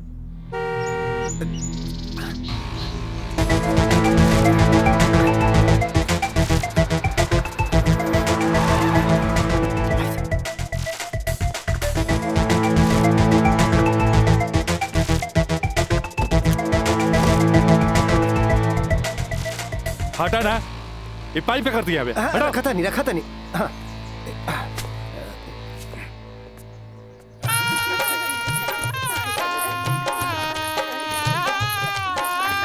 बंद करो ये सब नौटंकी, ये शादी ना हुई। अरे हटा सब, हटा। अरे ऐसे ना शुभ बात काहे करता रहा? हम सही कहा था नहीं भाई, अभी भी आना हुई। अरे अरे ही का? अरे तो हर दिमाग खराब हो गई लड़का। बियाह करे से पहले हमरा से पूछ लेना रहा का? आए, का जरूरत है ऐसा बियाह करे के? का करती वैसे ना मानत रहे हम कानून से बचे के खातिर बियाह के नौटंकी कर देनी। तो जाके ओकरा बुला करके घर लिया बा। अरे बाबूजी अगर ऐसा ला के खड़ा कहीं नू तो ऐसा कितना पतों से तारी घर भर जाई बुझाइल। तो फिर का करबा तू? अब हम देखे हमरा का करे के बा। बहुत हो गइल बहुत हो गइल। देखा देख रहा लू ना तू? एकर दिमाग चल गई बा।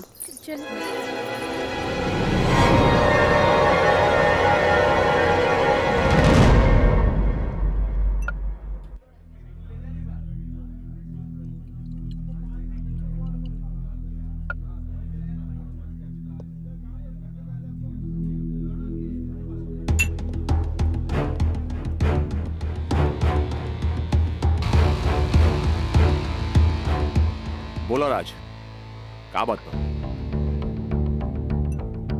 पहले पेक तो पी। बहुत दिन का बाद मिलल बा।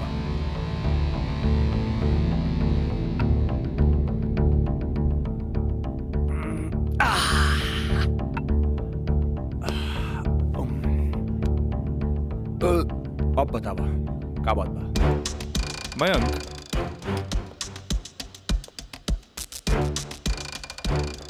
भाई तोरा अपन बयान बदले के पड़ी। एफिडेविट के बाद भी? दोस्ती खातिर।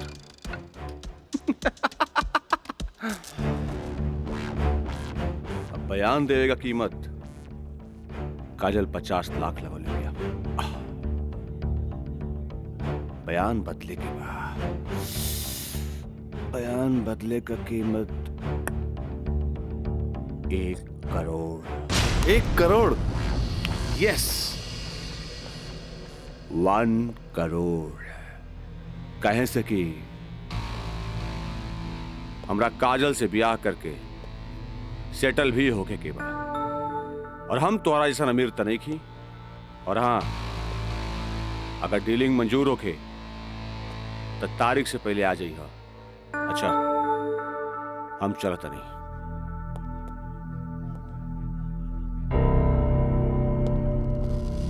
हमार बिल्ली हमरे से म्याऊं।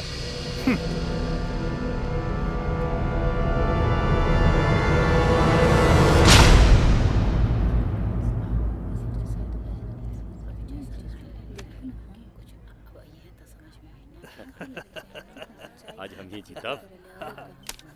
केस बहुत बढ़िया बा। Order order. बचाव पक्ष अपनी बात रख सकते हैं। योर ऑनर, बचाव पक्ष के हमार मुवक्किल राजा के हम कटघरा में बुलावल चाहब। ओके यू कैन।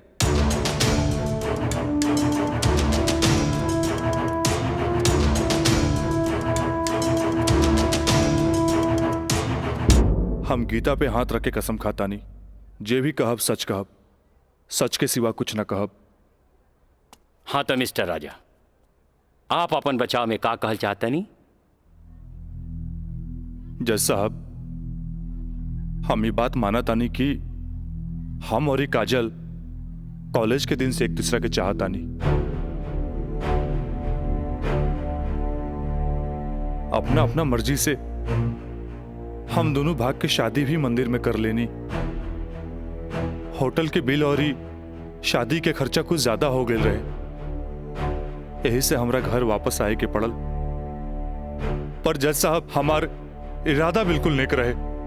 हम सोचनी कि हम घर वापस आके अपना पिताजी से कुछ पैसा भी ले लहब और उनका के शादी के बारे में कुछ सच्चाई भी बता दे। जज साहब, हम बिल्कुल निश्चिंत रहे कि काजल के देख रेख ला वहां हमार जिगरी दोस्त मयंक तो बढ़ले बा। पर जज साहब, जब हम वापस लौट के गई था वहां के नजारा देख के तो हमार होशे उड़ गई।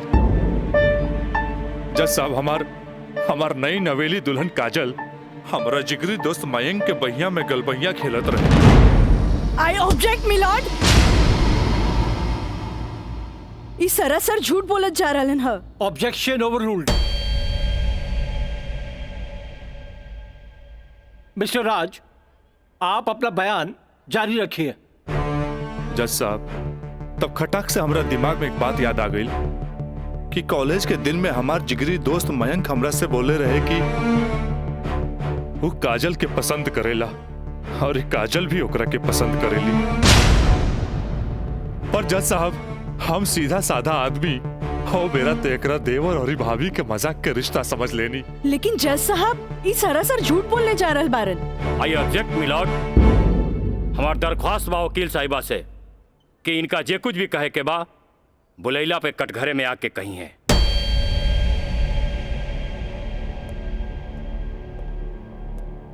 आप कंटिन्यू कर सकते हैं मिस्टर राज। जज साहब कोई भी आदमी अपना बीवी के केहू दूसरा के भैया में देखी तो ओकरा मन मस्तिष्क पर का गुजरी ये आप अच्छे से समझ सकीले जज साहब। मिलॉर्ड, ई सरासर झूठ के पुलिंदा आपके सामने रखल जा रहल बा। कोर्ट के गुमराह करे की कोशिश करी जा रहल बा। तया पानी ना कोर्ट के सही रास्ता दिखावे वाली। अरे घबराई ना, जल्दी ही रहुओ के बयान देवे के समय मिली।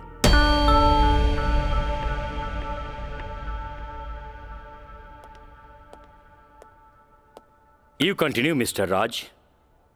जज साहब समय के साथ साथ हम तो अपना आप के समझा लेनी और एक बुरा सपना समझ के हम सब कुछ भूल के काजल के अपनावे खातिर भी तैयार रही।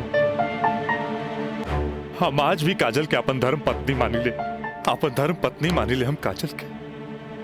That's all my Lord. हम चाहत कि वकील साहिबा काजल सिन्हा के कटघरे में बुलावल जाए, वो भी वकील के तौर पर ना, मुद्दई के तौर पर। इजाजत है।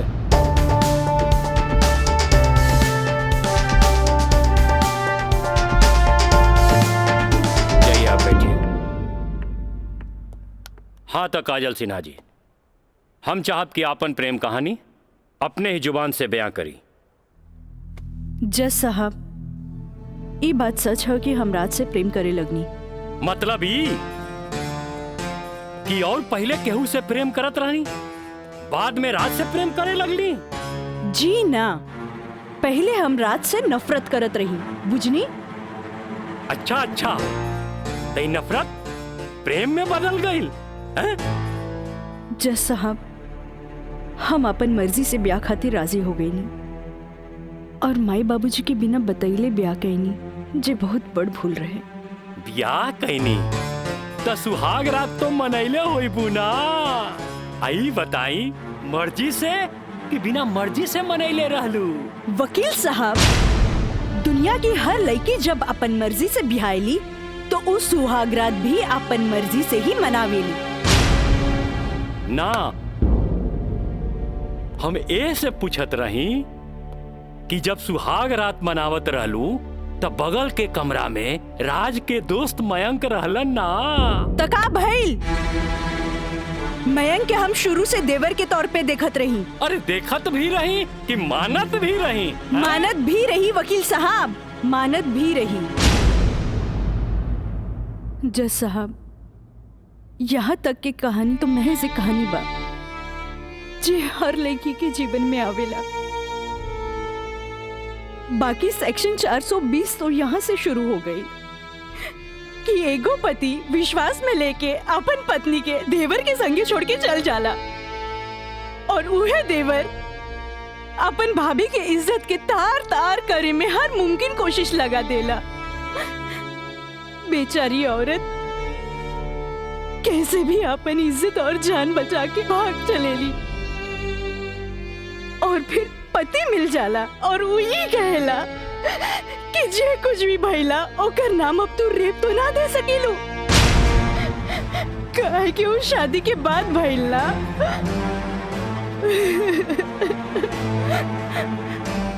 और रहल बात शादी के तो तू सो कॉल्ड देवर से कर सकेलू, काहे के ओकरा हमार झूठन खाए के आदत है। जज साहब, हमार सगरो अरमान चूर चूर कर दिहल गइल। हमरा कुछ समझ में ना आइल, आखिर हम करी तो का करी। हम परिवार से मजबूर हो गए नी जज साहब। हमरा जुट्टन बना देल गए। हम जुट्टन हो गईली, हम जुट्टन हो गईली। मिलॉर्ड, अब इनका मेलोड्रामा झूठ हो या साच, इससे साफ जाहिर होला ई जूठन कहां बारी। जबकि हमार मुवक्किल मिलॉर्ड एक झूठा सपना समझ के इनका के अपनावे खातिर तैयार बा। इतना ही ना मिलॉर्ड, हमार मुवक्किल के पिताजी जगदम्बिका पाल जी एक लिखित बयान में मिलॉर्ड इनका के बहू बनावे खातिर तैयार बाड़े। इली काजल, जबकि राज, उसके परिवार और यहाँ तक कि उसके पिता भी तुम्हें एक्सेप्ट करने के लिए राजी हैं, फिर तुम्हें क्या प्रॉब्लम है?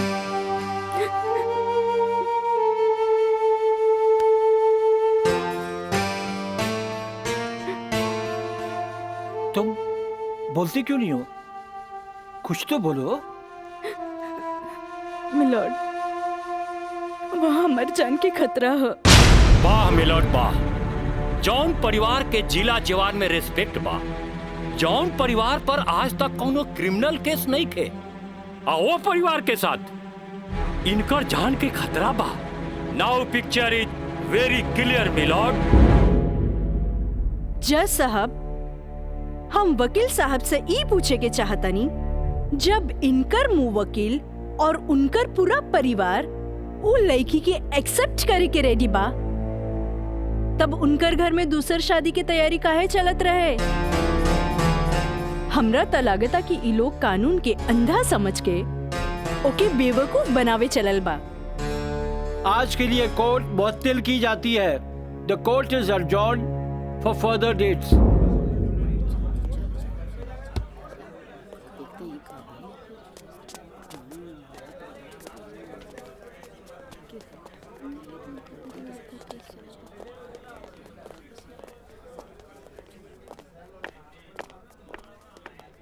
वकील साहिबा, अरे वाह, तू तो बड़ा चालाक बड़ू हो। एफिडेविट करवा के मैं कि तू अच्छा यूज कैलू। आपके के कह दलस कि कोई वकील के सबूत इकट्ठा करे खातिर चालाक ना होके के चाहिए? बाकी चालाकियों में भी हम तो हर बापे निकला। और अगला डेट में दूध में ऐसा पानी मिलाई, देखते रह जाओ। चलो बाबूजी।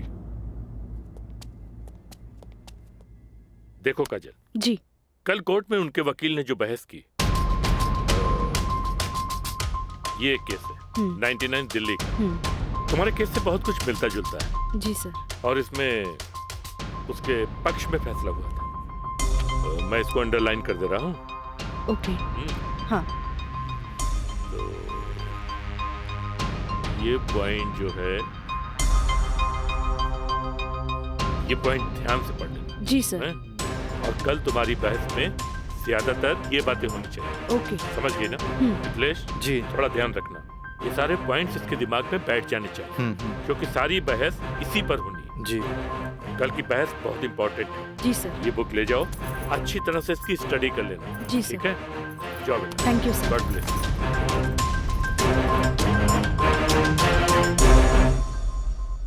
आँख कहेली कि एक नया इंसान देख ले, लेकिन दिल कहेला कि न।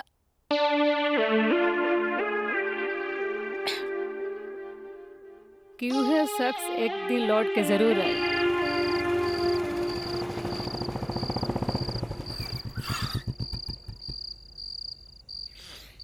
जफाव ने मारा, वफाव ने मारा।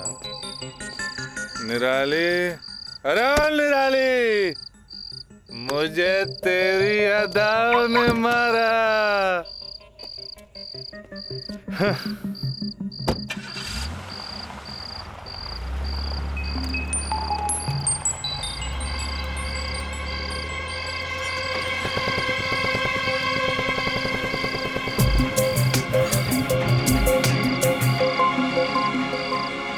आज यहाँ प्रोस्टिट्यूट एरिया में?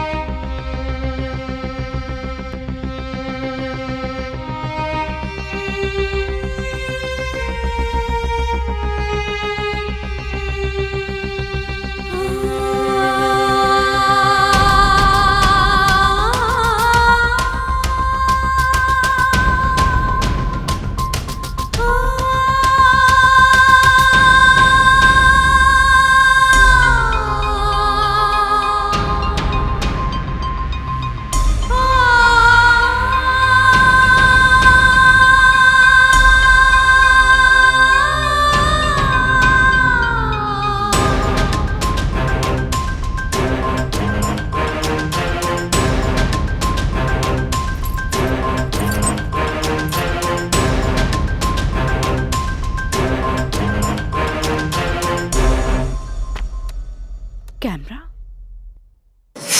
अब जाए भी और जल्दी आई। ठीक बा।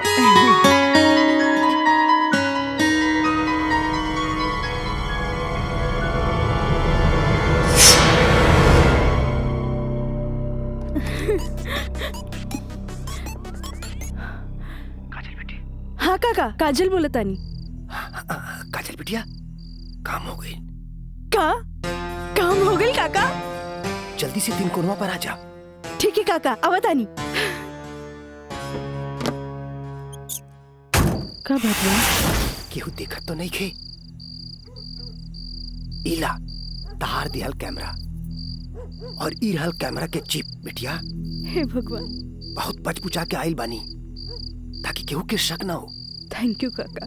अरे रीका बिटिया, देखा बिटिया, भगवान के घर में देर होला, अंधेर नहीं खे, और भगवान तारा बहुते कामयाबी दी है। अच्छा बिटिया जी। अच्छा बिटिया, हम जाता नहीं। ठीक बा।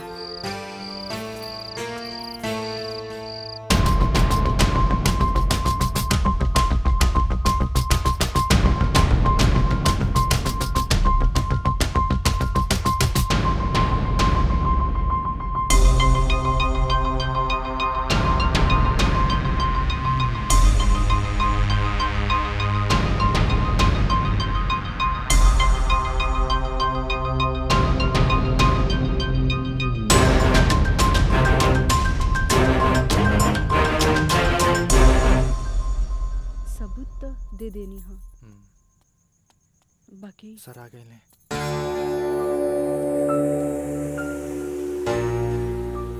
प्रणाम सर। खुश रह काजल। वो लोग समझ ले रहन की तमाशा होई, बाकी तू चुप रह के बाजिए पलट देलू हैं। तू जौन भी सबूत हमरा के देले रहलू, हम सब स्टडी कर ले बहुत सही है। I am proud of you बेटा। Thank you sir. God bless you. Mithilesh ji, कल कोर्ट पे मिले चाहिए। ठीक बा सर। ठीक। चलो। प्रणाम सर।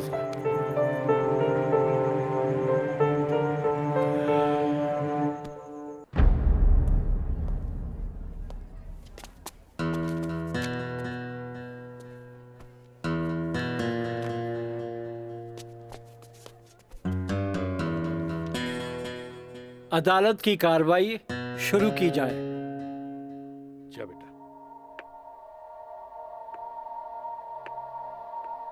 मिलॉर्ड, असल में ई केस एगो अय्याश अमीर आदमी के अय्याशी के केस है। साथ में पढ़े वाली छात्रा के अपन अय्याशी के जाल में फंसा के ओकर असमत से खेले के केस है। I object milord. हमार वकील साहिबा के शायद दिमाग खराब हो गई बा जी। हमार मुवक्किल पर बेबुनियाद घटिया इल्जाम लगा रहल बाड़ी। मिलॉर्ड, जेकरा ई घटिया और बेबुनियाद इल्जाम कहतारे ओकर बुनियाद हा। हम हम चाहे कि इनकर मुवक्किल राजा के कटघरे में बुलावल जाए। इजाजत है।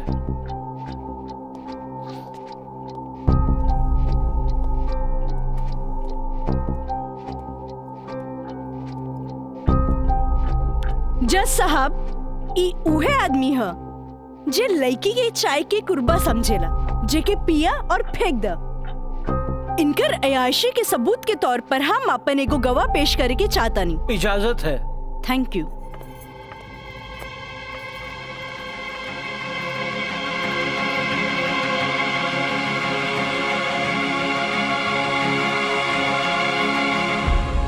जज साहब, इस शहर के जानल मानल तवाइफ कस्तूरी बाई ह।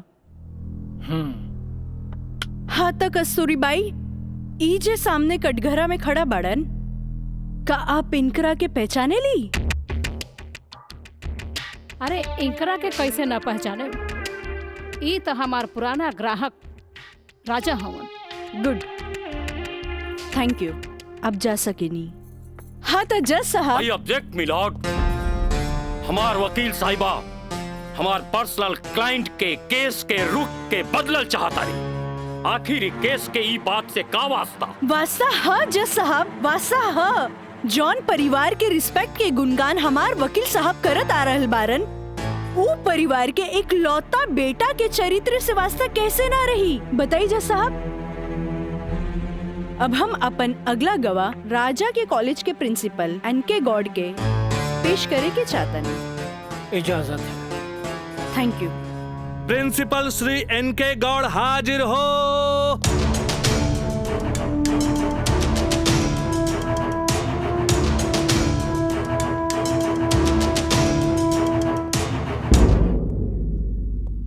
हाँ तो प्रिंसिपल साहब, आपकी कॉलेज की एक छात्रा काजल सिन्हा के साथ जब ई शख्स सरेआम छेड़खानी कैलस और जब वो आपसे रिपोर्ट करे के बाद पुलिस में जात रही, तब आप का कहनी? हम ओकरा के पुलिस में जाए से रोकनी और राज के हिदायत देनी कि आपन आदत से वो बाज आवे, काहे कि हम ना चाहत रही कि रसूखदार परिवार पर कोई आँच आवे। Thank you. नोट किया जाए मिलॉर्ड।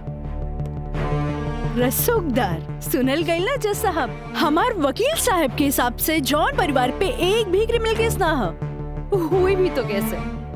खैर, अब हम सबूत के तौर पर इस रसूखदार परिवार के एक लौता बेटा के जिगरी दोस्त मिस्टर मयंक के पेश करे के चाहता नहीं। इजाजत है।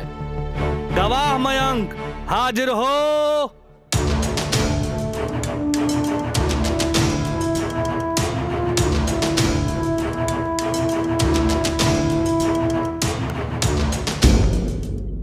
हाँ तो जज साहब। जज साहब, हमार वकील साहिबा खामोखा अदालत के वक्त के बर्बाद कर रहल बाड़ी और उस सवाल के जवाब देवल नहीं की चाहत जेमे बियाहता के पति और पति के पूरा परिवार बियाहता के रखे खातिर तैयार बा।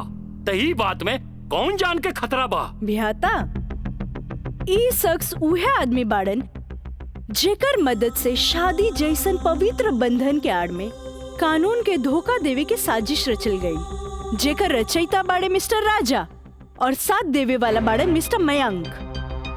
हाँ तो मिस्टर मयंक, तू अपन जुबान से ही उस सो कॉल शादी के आंखों देखा हाल बतावा। वैसे मिलॉर्ड, सबूत के तौर पर हम अदालत में एगो वीडियो क्लिप पेश करके चाहतन। थैंक यू सर।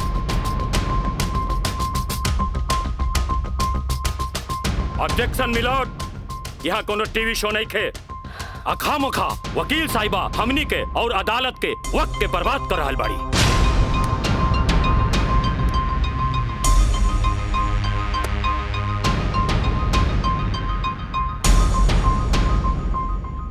जज साहब, वीडियो क्लिप में साफ दिख रहल बा कि दुल्हा दुल्हन के दाएं बाएं ना बल्कि आमने सामने बैठाल गईल ह, जे हिंदू रीति रिवाज से बिल्कुल गलत बा।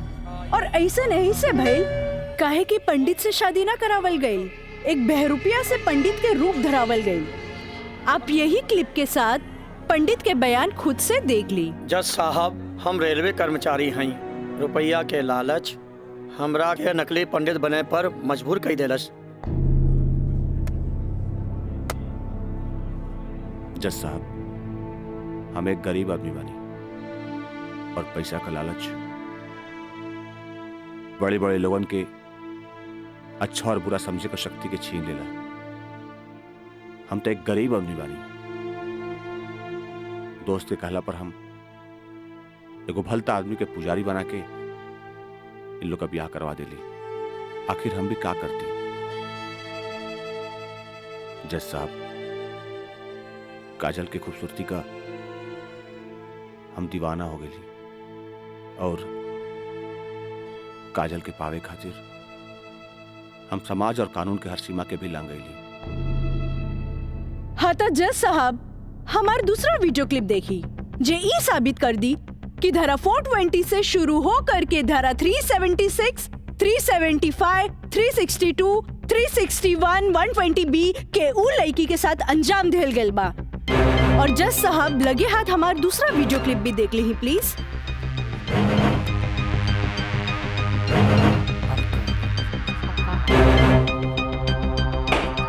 Order order. अरे हटाओ, हटाओ, हटाओ।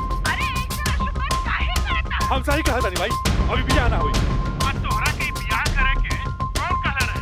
तो का करती? वैसे ना मानत रहे तो हम कानून से बचे के खातिर बियाह के नौटंकी कर देनी। जाके ओकरा बुला के घर लिया। अरे बाबूजी, अगर ऐसे ला के खड़ा कहीं नू तो ऐसा नहीं कितना पतों से तारी घर बढ़ जाई बुझाई।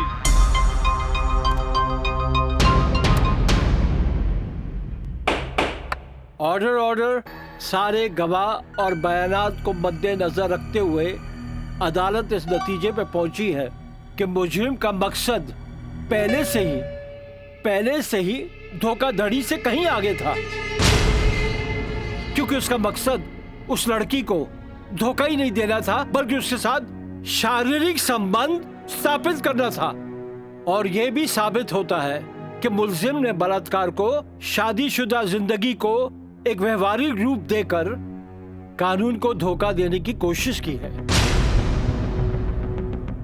इसलिए अदालत धारा 420 से बढ़कर इसे 376 एक रेप केस करार करती है और साथ ही महंग को इस अवैध कार्य में साथ देने के लिए धारा 120B को अदालत मुकर्रर करती है। धारा 376 के तहत मुलजिम राजा सिंह को 9 साल एवं उसके साथी मयंक को धारा 120B के तहत 4 साल बामुशक्कत कारावास की सजा देती है और पंडित देवी दत्त को नौकरी से बर्खास्तगी के साथ IPC 34 एवं 120B के तहत 2 साल की सश्रम कारावास देती है। और अदालत जगदम्बिका पाल सिंह जैसे हर अमीर बाप को यह हिदायत देती है कि पुत्र के मुंह से उनके उल्टे सीधे कारनामों में बेटों का साथ न दें। और इन्हीं फैसलों के साथ अदालत आज बर्खास्त की जाती है। Thank you.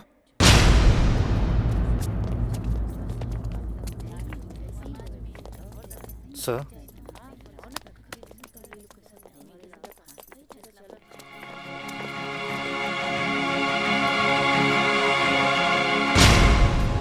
ए बेटा, हम तोरा बिना हम कैसे जियब रे?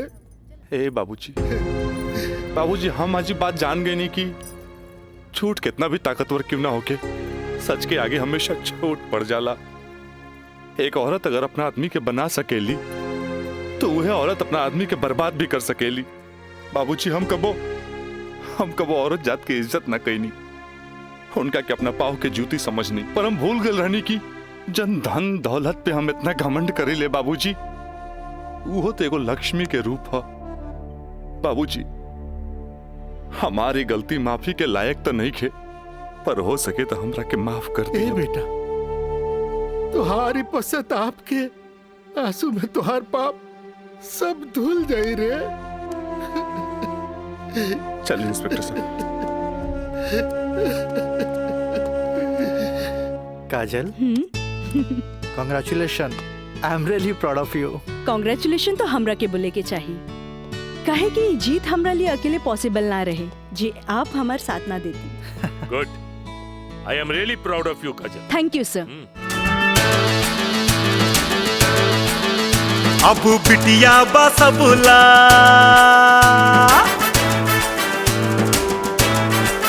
हो, अब बिटिया बसबुला अबला ना बोझ रे, आइल में का जमाना सोच भइल सोझ रे।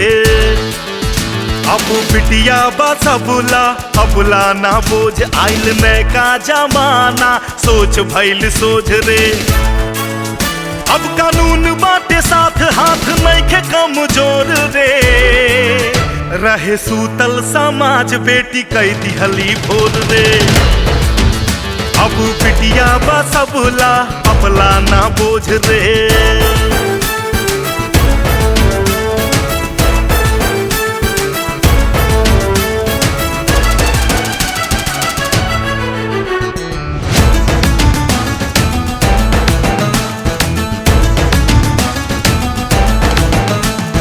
मान अभिमान बा बेटी गुमान बा, जिंदगी के जंग में ही बेटवा समान बा।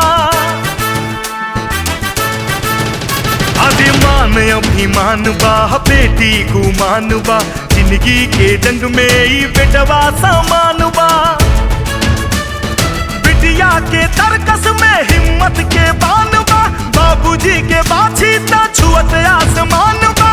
कायल बा दुनिया बा बुनिया के ओझ के, इता बड़बड़ करना मानू करा ताटे रोज रे। अब बिटिया बसबुला अबला ना बोझ रे।